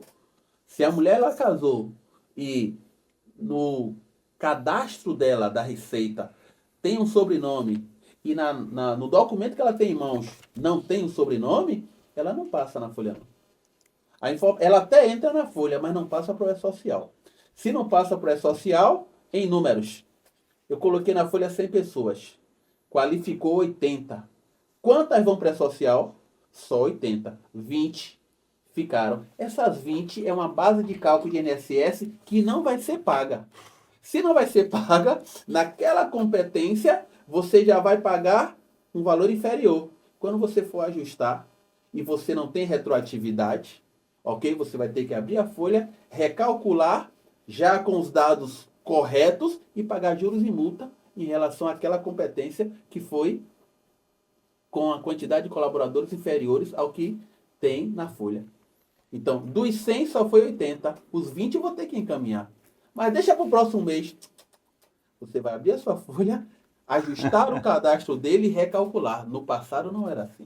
No passado você pegava aquela pessoa, colocava na folha do mês seguinte e resolvia o problema. Hoje não é social, não. Hoje é competência a competência. Perfeito, muito bom. Ó, a gente falou, temos 3 segmentos. Esse é só o primeiro episódio. Depois a gente vai aprofundando cada tema, esmiuçando cada vez mais. A gente falou bastante de governança, todo o conceito de planejamento e a governança da gestão para que você entre na prefeitura, o prefeito e a sua equipe técnica completa, entre e saiba como conduzir a administração. A gente falou bastante de pessoal agora, né? A questão do social, das obrigações. E agora a gente vai falar de controle, né? Subtema 3, eu tô com a programação aqui. Controlar esses dois aqui é difícil. Mas a gente estava falando aqui dos bastidores, todo mundo é professor, todo mundo gosta de falar. Então, vamos falar um pouquinho de controle agora. Quando a gente fala de controle, a gente fala da administração como um todo. Porque o controle, ele tem aquela questão, ele traz alguns conceitos relacionados ao planejamento. Ele traz, quando você pensa em controle, você pensa também em fiscalização, para ver se está tudo correto.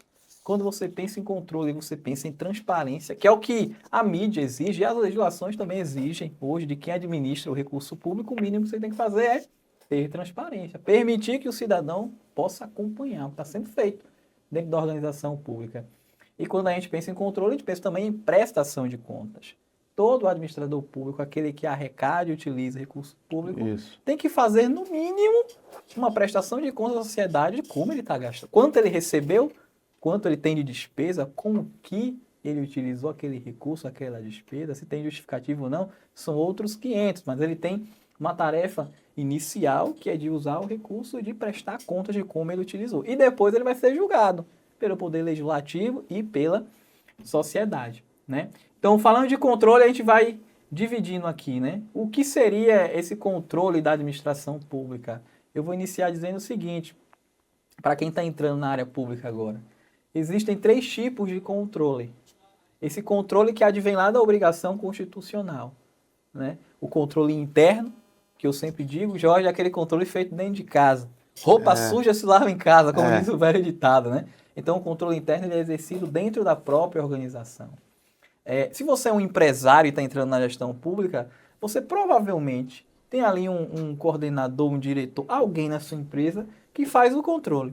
Se você mora com sua mãe provavelmente é a controladora da casa. Controla as despesas da casa, se está gastando muita energia, se está mexendo muito na internet. Lá em casa controla até a mim também. Controla o marido. Geralmente é a mãe que é a controladora da casa. Então, tudo que se encontra de problema, de irregularidade, que merece ser corrigido e melhorado, é corrigido dentro de casa.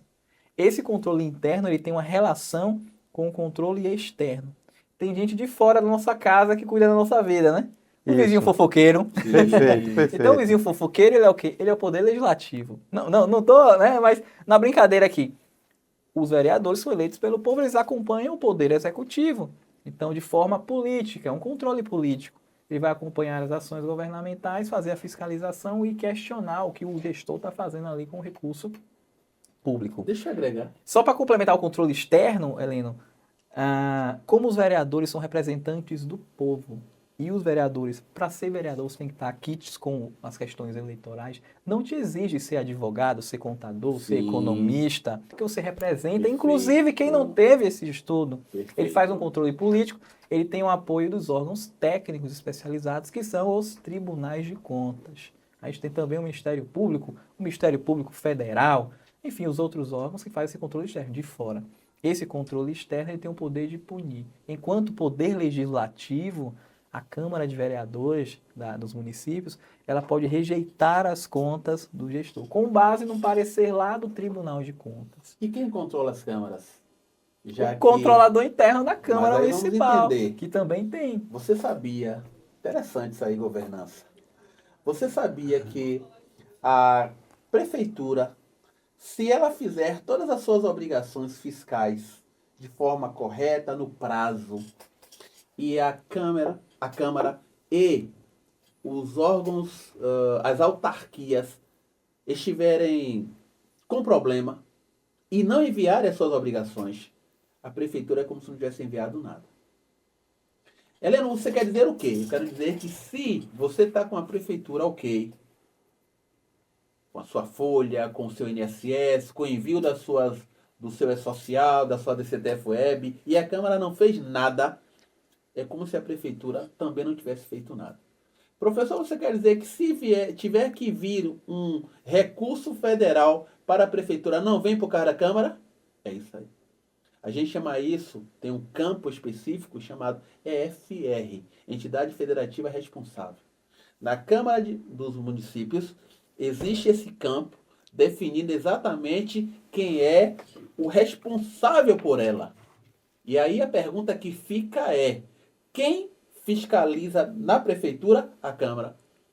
E se houver a oposição, a Câmara não apoia o prefeito. Mas a Câmara precisa estar em dia para que a prefeitura também esteja em dia. Como é que a controladoria ajuda isso aí? Pronto, a controladoria vai ajudar, inclusive, esse tema de Jorge, né? Na ajuda ali na implantação do CIAFIC, que vem com toda essa ideia de sistema integrado. E quando a gente pensa na administração municipal, a gente pensa no município, não é a prefeitura sozinha, tanto a obrigação relacionada à trabalhista e social, e quanto as obrigações de dados contábeis, a questão da transparência. Tem que estar toda interligada, porque o CIAFIC ele é único. Foi o grande problema do CIAFIC, né? A Câmara tem um sistema, a autarquia previdenciária tem outro. A superintendência de trânsito tem outro. A administração indireta lá tem outro, e a prefeitura tem outro. Só que pela ideia do sistema integrado de auditoria financeira, orçamentária e controle, acertei? É o nome gigantesco do CIAFIC, né? Você tem que ter um sistema único para o município inteiro, porque assim você garante a transparência desses dados. E garante também controle. Controle não fala só de fiscalizar, o controle do gestor, que vai ter dados reais do município dele. Então você está me dizendo que o novo gestor já tem que entrar entendendo que ele tem que ter um sistema único? Que ele tem que ter um sistema único. Exatamente. E a controladoria ela vai ajudar a implantar esse CIAFIC. E verificar se o CIAFIC, por exemplo, já tem um CIAFIC lá. A gente vai verificar se o CIAFIC atende a todos os requisitos. Através de um checklist, uma auditoriazinha para verificar. O legal seria se todos os 417 municípios nos contratassem, né? Pegar pesado. Seria o melhor dos negócios. Seria excelente. Então, assim, além desse controle interno, controle externo, aí a gente vai ter o controle que eu acho que chega junto do gestor, quem está no município, na prefeitura, que é o controle social. O controle exercido pela sociedade. Conselho de merenda escolar, conselho de saúde, conselho de educação, que inclusive pode ajudar a rejeitar as contas do gestor, né, dando um parecer negativo. E a população, né? Para falar aqui no popular, a rádio da cidade. O pessoal no interior fala rádia, né? A rádio da cidade. A galera, tem um buraco na rua, vai lá e pau no prefeito.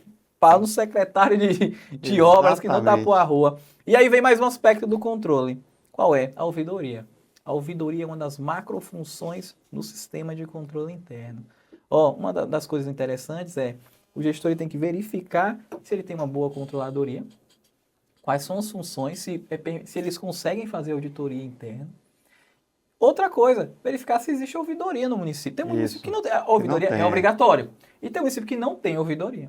Vou reclamar que o poste da minha rua queimou, que o muro de uma escola caiu, que tal escola está com a merenda irregular, o menino está comendo ali bolacha de sal e água. Eu vou reclamar com quem? Olha, o meio correto não é ir na rádio. O meio correto é ter a ouvidoria municipal implantada no município. Perfeito. E você realizar lá uma denúncia. Esse ouvidor que vai estar ali trabalhando em conjunto com a controladoria, ele vai verificar aquela falha e vai mandar ao secretário de Educação a merenda lá, o bicho está pegando.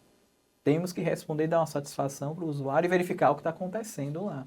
Então, se isso tudo funcionar de forma conectada, harmônica, né? A gente consegue resolver a situação. Então, tem vários municípios na Bahia que têm ouvidoria atuante, recebe a denúncia, trata a denúncia, o secretário vai lá, faz a coordenação e resolve o problema. E para quem é secretário, para quem é político, a ouvidoria é uma ferramenta de política incrível, porque ele vai verificar onde tem o problema e ele vai solucionar o problema do cidadão ali, que possivelmente depois pode ser o eleitor dele, né? Sabendo que a administração ela tomou uma medida para tapar aquele buraco para solucionar aquela demanda que tinha colocado ali para a prefeitura.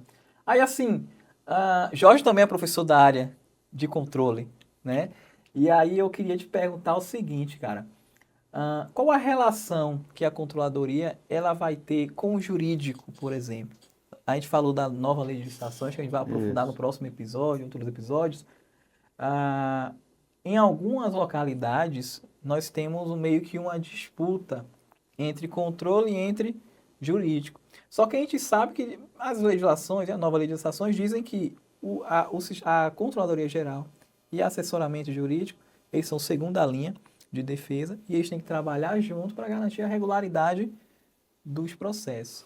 E aí, como é que você enxerga isso? Aqui no estado da Bahia, você que já rodou bastante, essa relação jurídica e controle, a importância que deve ter tido esses dois agentes, né, dentro da organização pública. Isso tem sido uma inquietação muito grande, né? Porque no estado a gente tem isso muito segregado, né? Eu sempre digo, controle não é para estar carimbando papel. Isso não é papel do controle, né? Então, com esses novos princípios de governança, controle, você bem colocou ali, transparência, ouvidoria, corregedoria, mas a gente está habituado ao controle a fazer contabilidade. Quer dizer, contabilidade tem esse papel definido, né? Operacional. Operacional. Então, é muito importante que o que você colocou aí, que a gente entenda que o controle não deve abortar o parecer jurídico. Eu tenho visto alguns casos aí, olhe, o parecer jurídico aqui está vindo para cá, o jurídico disse que não vai adiantar aquele processo enquanto o controle não se pronunciar. Então, esses princípios de segregação de função, e eu sempre digo, saindo um pouco de controle, não é assim, nenhum desrespeito à conduta da Procuradoria Jurídica. Eu, como ordenador de despesa, aprendi uma coisa. quando eu vou dar aula, eu pergunto, tem advogado aqui na sala? Tem. Tem algum procurador? Tem. Você quer que um processo não ande, mande para o jurídico. Não é com desrespeito, não. É que, às vezes, você tem um processo de um município, que eu dei um curso, com a receita de 300 milhões, processo de R$1.000, indo para o jurídico, o procurador disse, eu não aguento mais. Você tem que normatizar e dar a discricionariedade ao ordenador de despesa, dele ter a tranquilidade que os processos de dispensa, principalmente, né, que são aqueles de menor em valor, elas têm um fluxo natural que não exija tanta complexidade, né? E a nova lei de licitações traz muito isso, entendeu, Mike? Então é importante que a gente entenda que a relação de apoio, eu tenho muito isso no Estado, onde é que o controle vai apoiar o fiscal do contrato? A gente já tem esse regramento. Não é estar escrevendo, é mitigando o risco, é fazendo gestão de risco do contrato, é fazendo inspeção rotineiramente. Então, nós estamos com um processo de uma postura mais arrojada do controle, uma postura sistêmica, e não uma postura processual, né? De muitas vezes, olha, enquanto eu tive um município que eu estava dando aula, e que o controlador foi avocado num pagamento de multas e juros, porque antes de liquidar tinha que passar por ele.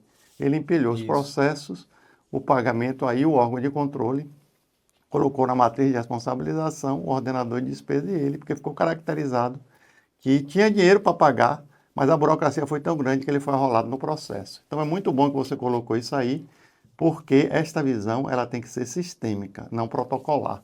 Exatamente. E controlador não autoriza a despesa.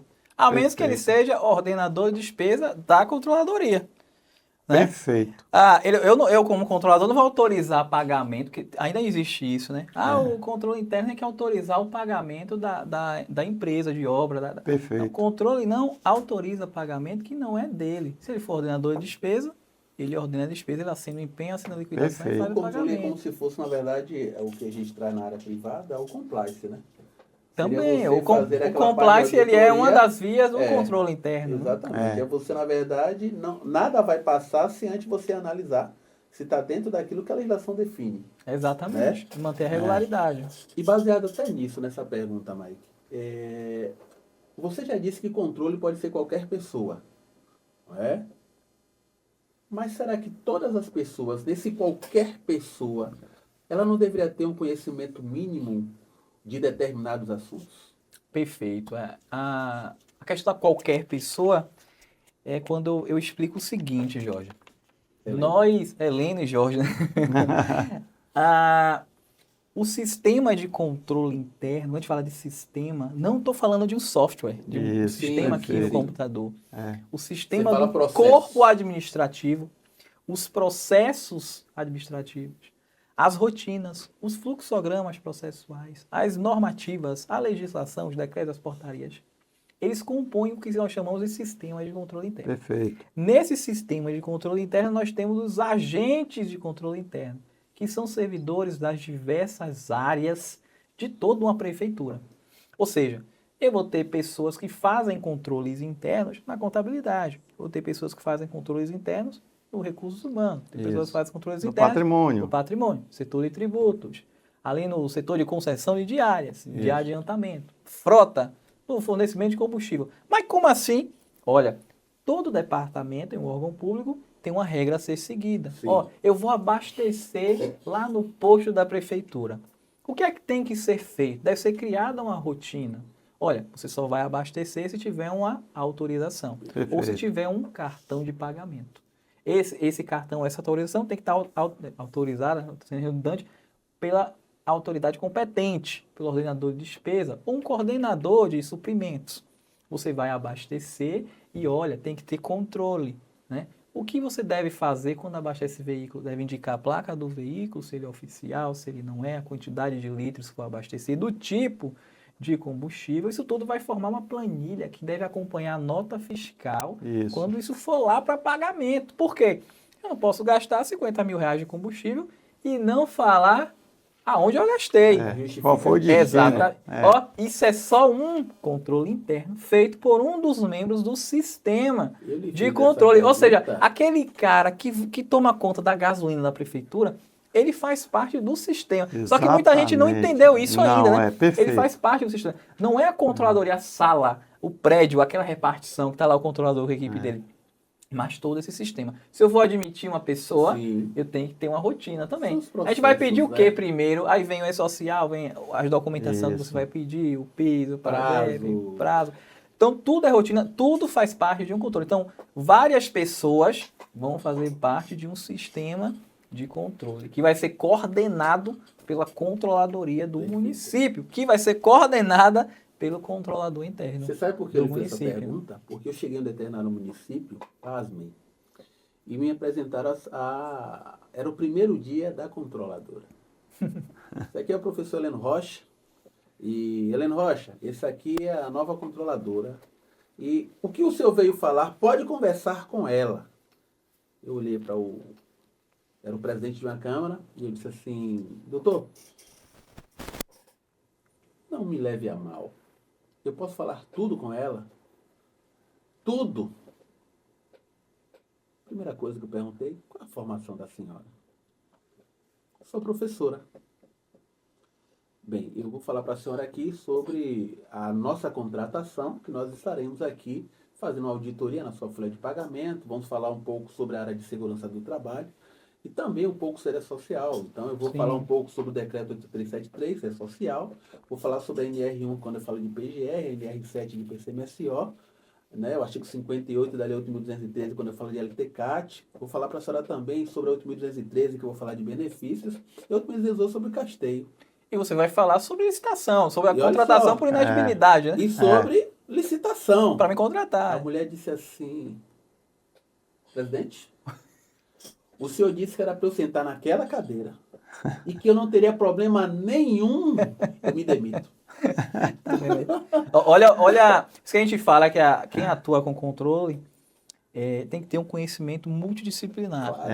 Exatamente. Isso só se adquire com experiência. Claro. Exatamente. Com experiência, com suporte, com capacitação. No carro nós falamos sobre isso. A busca pelo conhecimento, ela não para. Porque você tem que... O controlador tem que entender de remédio, de obra, tem que entender de comunicação. Como disse o professor Jacobino Fernandes, a administração pública contrata de um alfinete a um foguete. Exato. Então você entende um pouquinho de tudo. Isso você adquire com o tempo.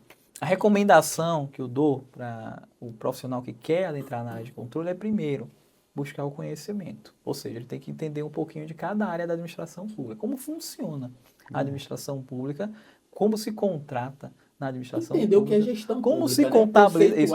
Ele tem que entender de tudo. Outra coisa, de tudo um pouco. Ele deve montar uma equipe multidisciplinar. Obviamente, eu sou controlador acho que tem mais de 10 anos. Eu entrei no serviço público com 17 anos. Sempre na controladoria. Obviamente que eu não sei de tudo. Ninguém sabe de tudo. Sim. Então eu monto uma equipe que tem... Eu sou advogado. Então, poxa, eu tenho uma especialização em contabilidade pública. Porém, eu não sou contador. Então eu tenho uma equipe que eu formei, e é a forma correta de se formar equipe de controladoria multidisciplinar. Eu sou advogado, eu tenho contador, eu tenho técnico de TI. Se a gente tomar conta do portal de transparência, Perfeito. A gente tem que ter um cara que saiba mexer em sistema, em web. Necessariamente não precisa ser você. Exatamente. Eu tenho lá formado em administração, formado em gestão pública. Tem muitos economistas nas controladorias participando. Eu preciso de quê? Se eu vou fazer uma auditoria, uma obra, eu vou acompanhar uma obra. Engenheiro. Eu não sou engenheiro. O que é que eu vou ver? Eu vou ver, Jorge, coisa básica. Eu vou ver se o piso está rachado, vou ver se a tinta está bem feita. Só que de forma técnica, especializada, tem que ter um engenheiro na equipe, um auditor de obras.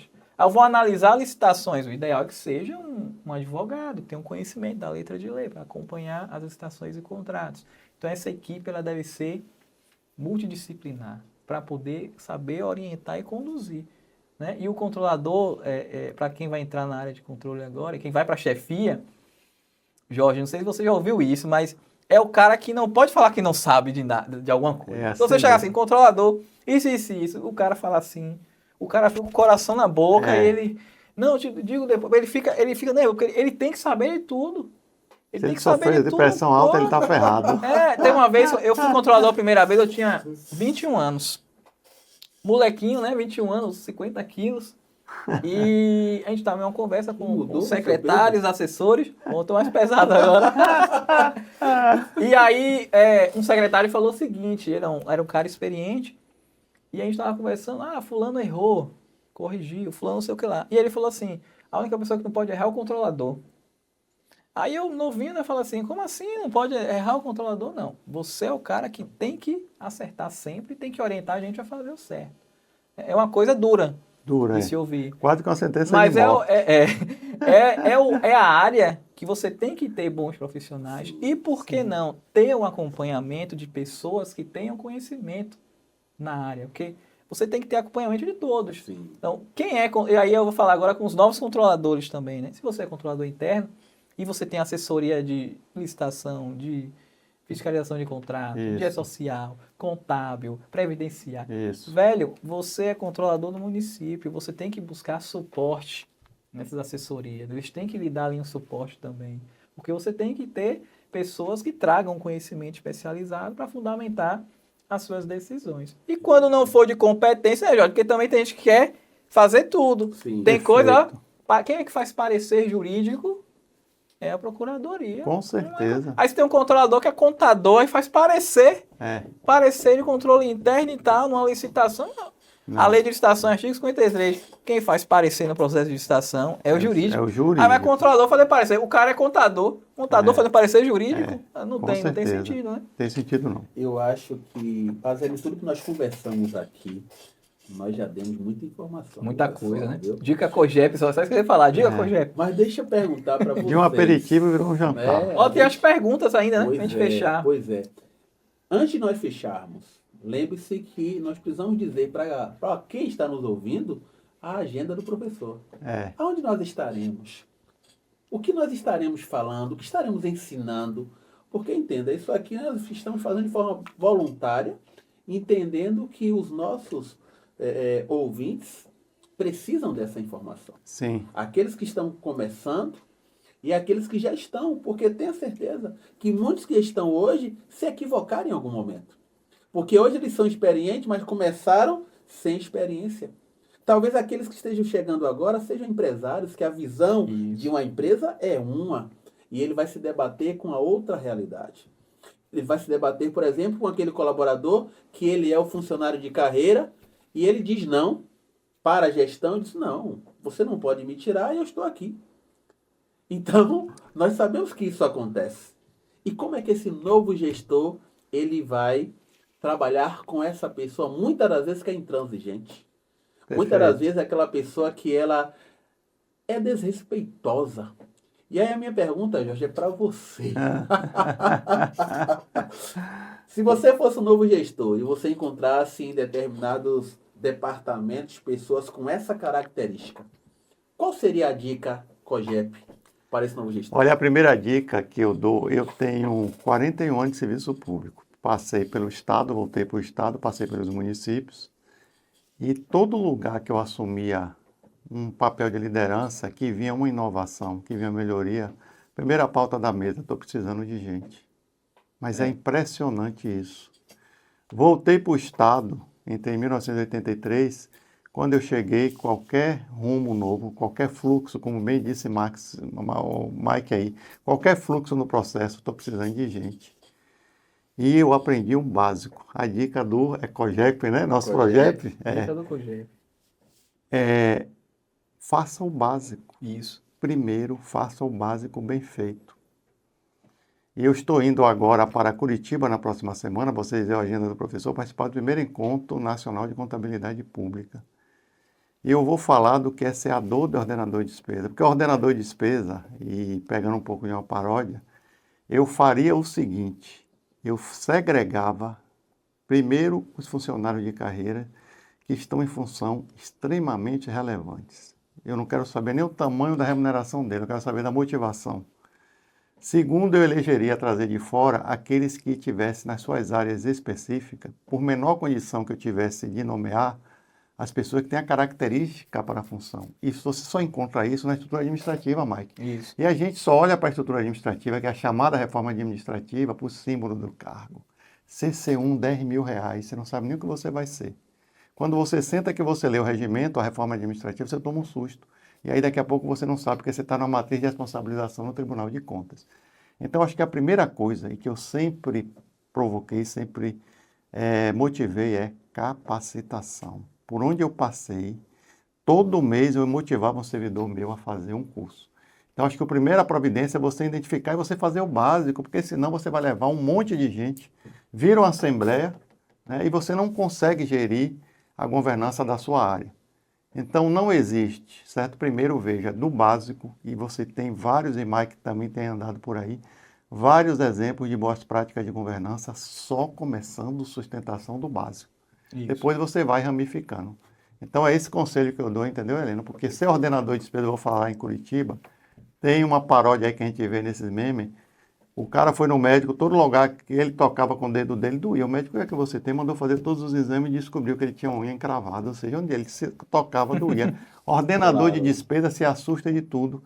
E agora, com a nova lei de licitações, ontem eu estava numa audiência no Tribunal de Contas, a Procuradora-Geral do Estado da Bahia, fazendo uma defesa oral, disse que já tem mais de 80 normas regulamentadas na nova lei de licitações, né?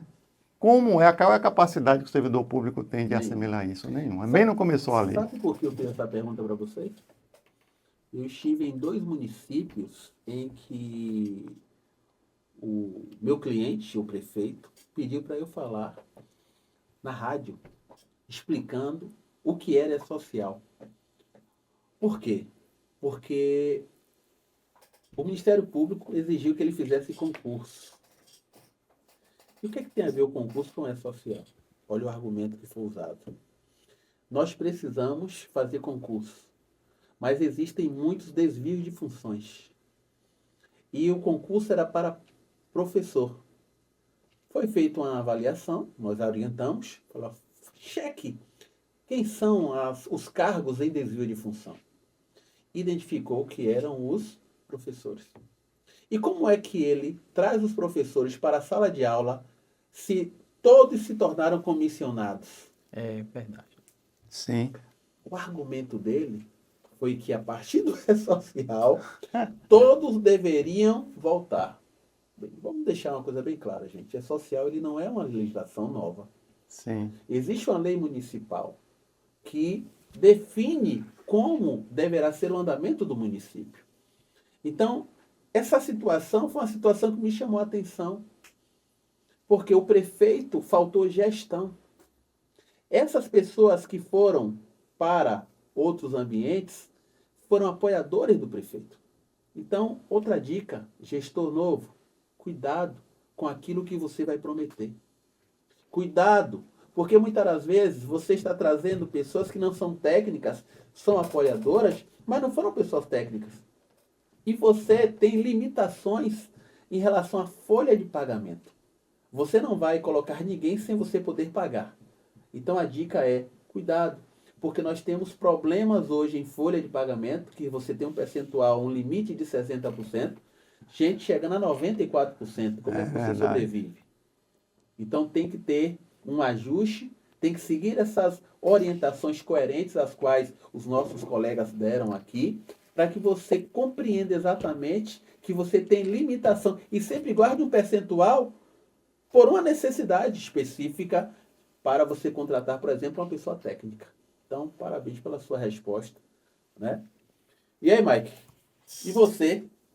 O que é que você tem de pergunta aí? E você vai estar onde para a gente vai para as perguntas, vamos para a agenda, né? Olha, esse mês de agosto eu tive já em... Vamos lá. Tive um evento do CRC, em Feira de Santana, foi um segundo encontro para de contabilidade, muito interessante, com oficina, né? A gente falou sobre controle interno lá, né?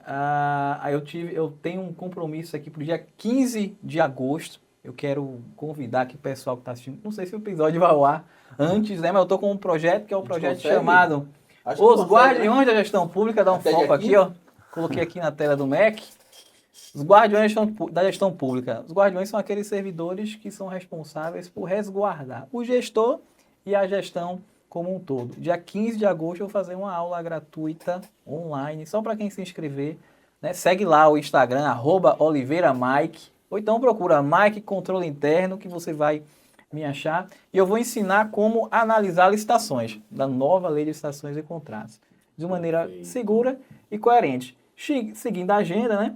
Eu vou estar no município de Camaçari, no encontro da Associação de Auditores Internos. No mês de setembro, eu vou estar no Rio de Janeiro, o lançamento de um livro, uma obra que eu fiz em coautoria com outros juristas, outros professores, onde eu escrevi sobre assessoramento jurídico e controle interno, a nova lei de licitações.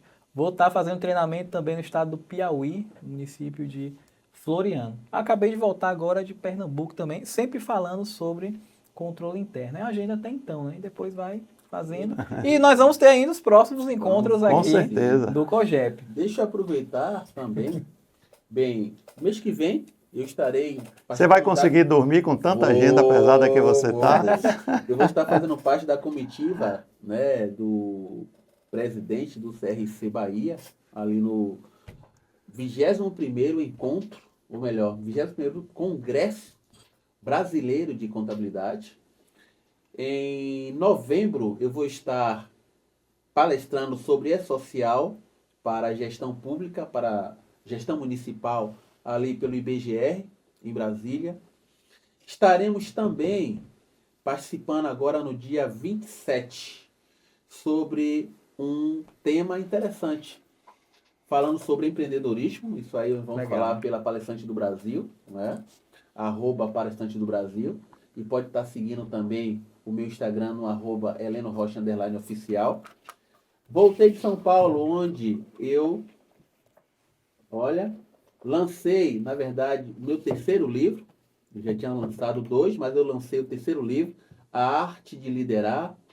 Interessante, qualquer pessoa, equipe ou empresa para realizar qualquer projeto.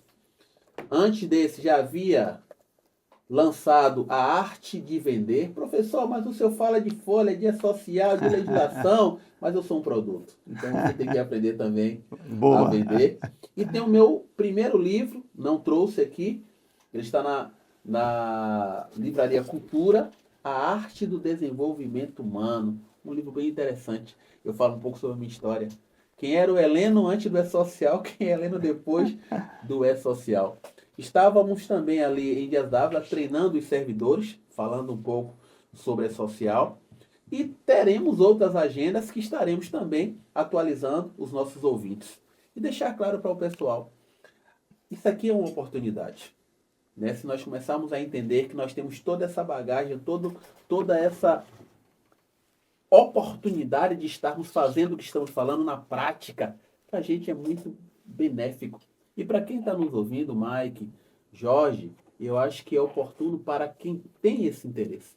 Até porque, se nós podemos entregar para ele o beabá, né? Uma gestão de A a Z, com exemplos práticos, com a postura, com a didática, porque aqui só tem top, né? Aqui, esse homem aqui ensina na Católica, na Fundacen, na equipe de gestão pública, esse daqui no IBGR, né, na Fundacen. E você é nosso internacional. Eu tenho aula online no IBGR esse mês também. Pois agora, a gente faz, né? Somos colegas. Vou estar com a Helena lá em Brasília. Vamos estar em Brasília. Eu estou formando em Direito, viu, gente? Ó, já estou terminando o curso. Já temos aí 30 anos de contabilidade e perícia. Então, isso para a gente é muito legal. Né? Nós somos os consultores nesse Brasil em mais de 100 prefeituras. Né? Não estamos só mais no estado da Bahia. Já estamos ali em Pernambuco, já estamos ali em Alagoas, já estamos chegando em outros estados. E deixar claro para vocês, porque acho que esse é um momento interessante. A nossa consultoria é aquela consultoria objetiva, é aquela consultoria que a gente dá resultado. Nós temos o Mike aqui, especialista na área de controladoria, advogado. Nós temos o Jorge aqui na governança. Ele é o cara. Eu sou fã desses caras. Então, nós estamos aqui dizendo para vocês que estão nos ouvindo. Esse é o primeiro episódio. Sabemos que nós precisamos te ajudar mais. Mas nos dê essa oportunidade, né? Para entender que essa nossa iniciativa é uma iniciativa que vem do bem. Sim. Né? Não somos apartidários. Perfeito. Estamos aqui na intenção realmente de ajudar aqueles que precisam. E eu acho que é isso aí. Né? O COGEP é isso, né? Vocês veem que é um acrônimo, a gente juntou controle, gestão, governança e pessoal, as nossas especialidades, com o objetivo de dar subsídio e suporte para o prefeito, para o controlador, para o pessoal da procuradoria, da contabilidade, do setor do pessoal, os secretários, todo mundo que vai ali conduzir a administração e precisa de uma boa orientação. Então a gente vai aqui com essa conversa aqui descontraída, ao mesmo tempo que troca ideia aqui, a gente vai ensinando, vocês vão aprendendo, acho que de uma forma bem, tentando simplificar ao máximo para todo mundo compreender. E a gente vai deixar as redes sociais aqui na tela para vocês seguirem a gente. Qualquer coisa pode enviar um direct, enviar um WhatsApp, aquela degustação. Né? E a gente, obviamente, esse é o primeiro episódio, a gente vai aprimorando, vai melhorando, vai criando os novos quadros. E é só o início. Coloquem essa palavra na cabeça, né? COGEP. Professor Heleno, professor Jorge, professor Mike, entregando o que há de melhor no serviço público para vocês. E surgiram também temas, né? E surgindo temas, a gente vai aprimorando. É fundamental. E em breve vamos ter novidades, vamos dar sequência a isso, fortalecendo cada vez mais. Perfeito, é isso aí, Jorjão. Eu deixaria 2 mensagens aqui, fico muito satisfeito quando eu vejo o Mike, e eu sou entusiasta quando eu vejo a trajetória desse rapaz, e o Heleno, que eu conheci há pouco tempo, e eu digo 2 coisas. Quem não tem capacidade e humildade para aprender, não se habilita a ensinar. Perfeito. Perfeito. E deixo mais uma. O desafio é ouse sonhar. Eu sempre pego um preceito bíblico que Moisés conduziu o Êxodo, já com mais de 80 anos. 85. Eu tenho 61 anos de idade, poderia estar em casa, já estou aposentado, mas é impressionante como você se motivar e você se cercar de pessoas, certo? Como essa juventude, a gente percebe que ser jovem também é ter compromisso. Eu quero lhe parabenizar. Obrigado. Porque você é servidor de carreira como eu, e eu estou vendo esse rapaz aqui, Heleno Rocha, é um empresário que salta aos olhos a garra que você tem. Autor de livros, isso é muito importante, e o nosso compromisso aqui é disseminar o conhecimento. Perfeito. Contribuir, o que a gente recebeu, a gente transmitir. Você lembra que nós tiramos aquela foto inicialmente, colocando as mãos? Porque agora é uma tríade. Tamo junto, né? Tamo junto. COGEP, viu, gente? É isso aí. Segue o líder. Valeu, galera. Um abraço, até a próxima. Tchau.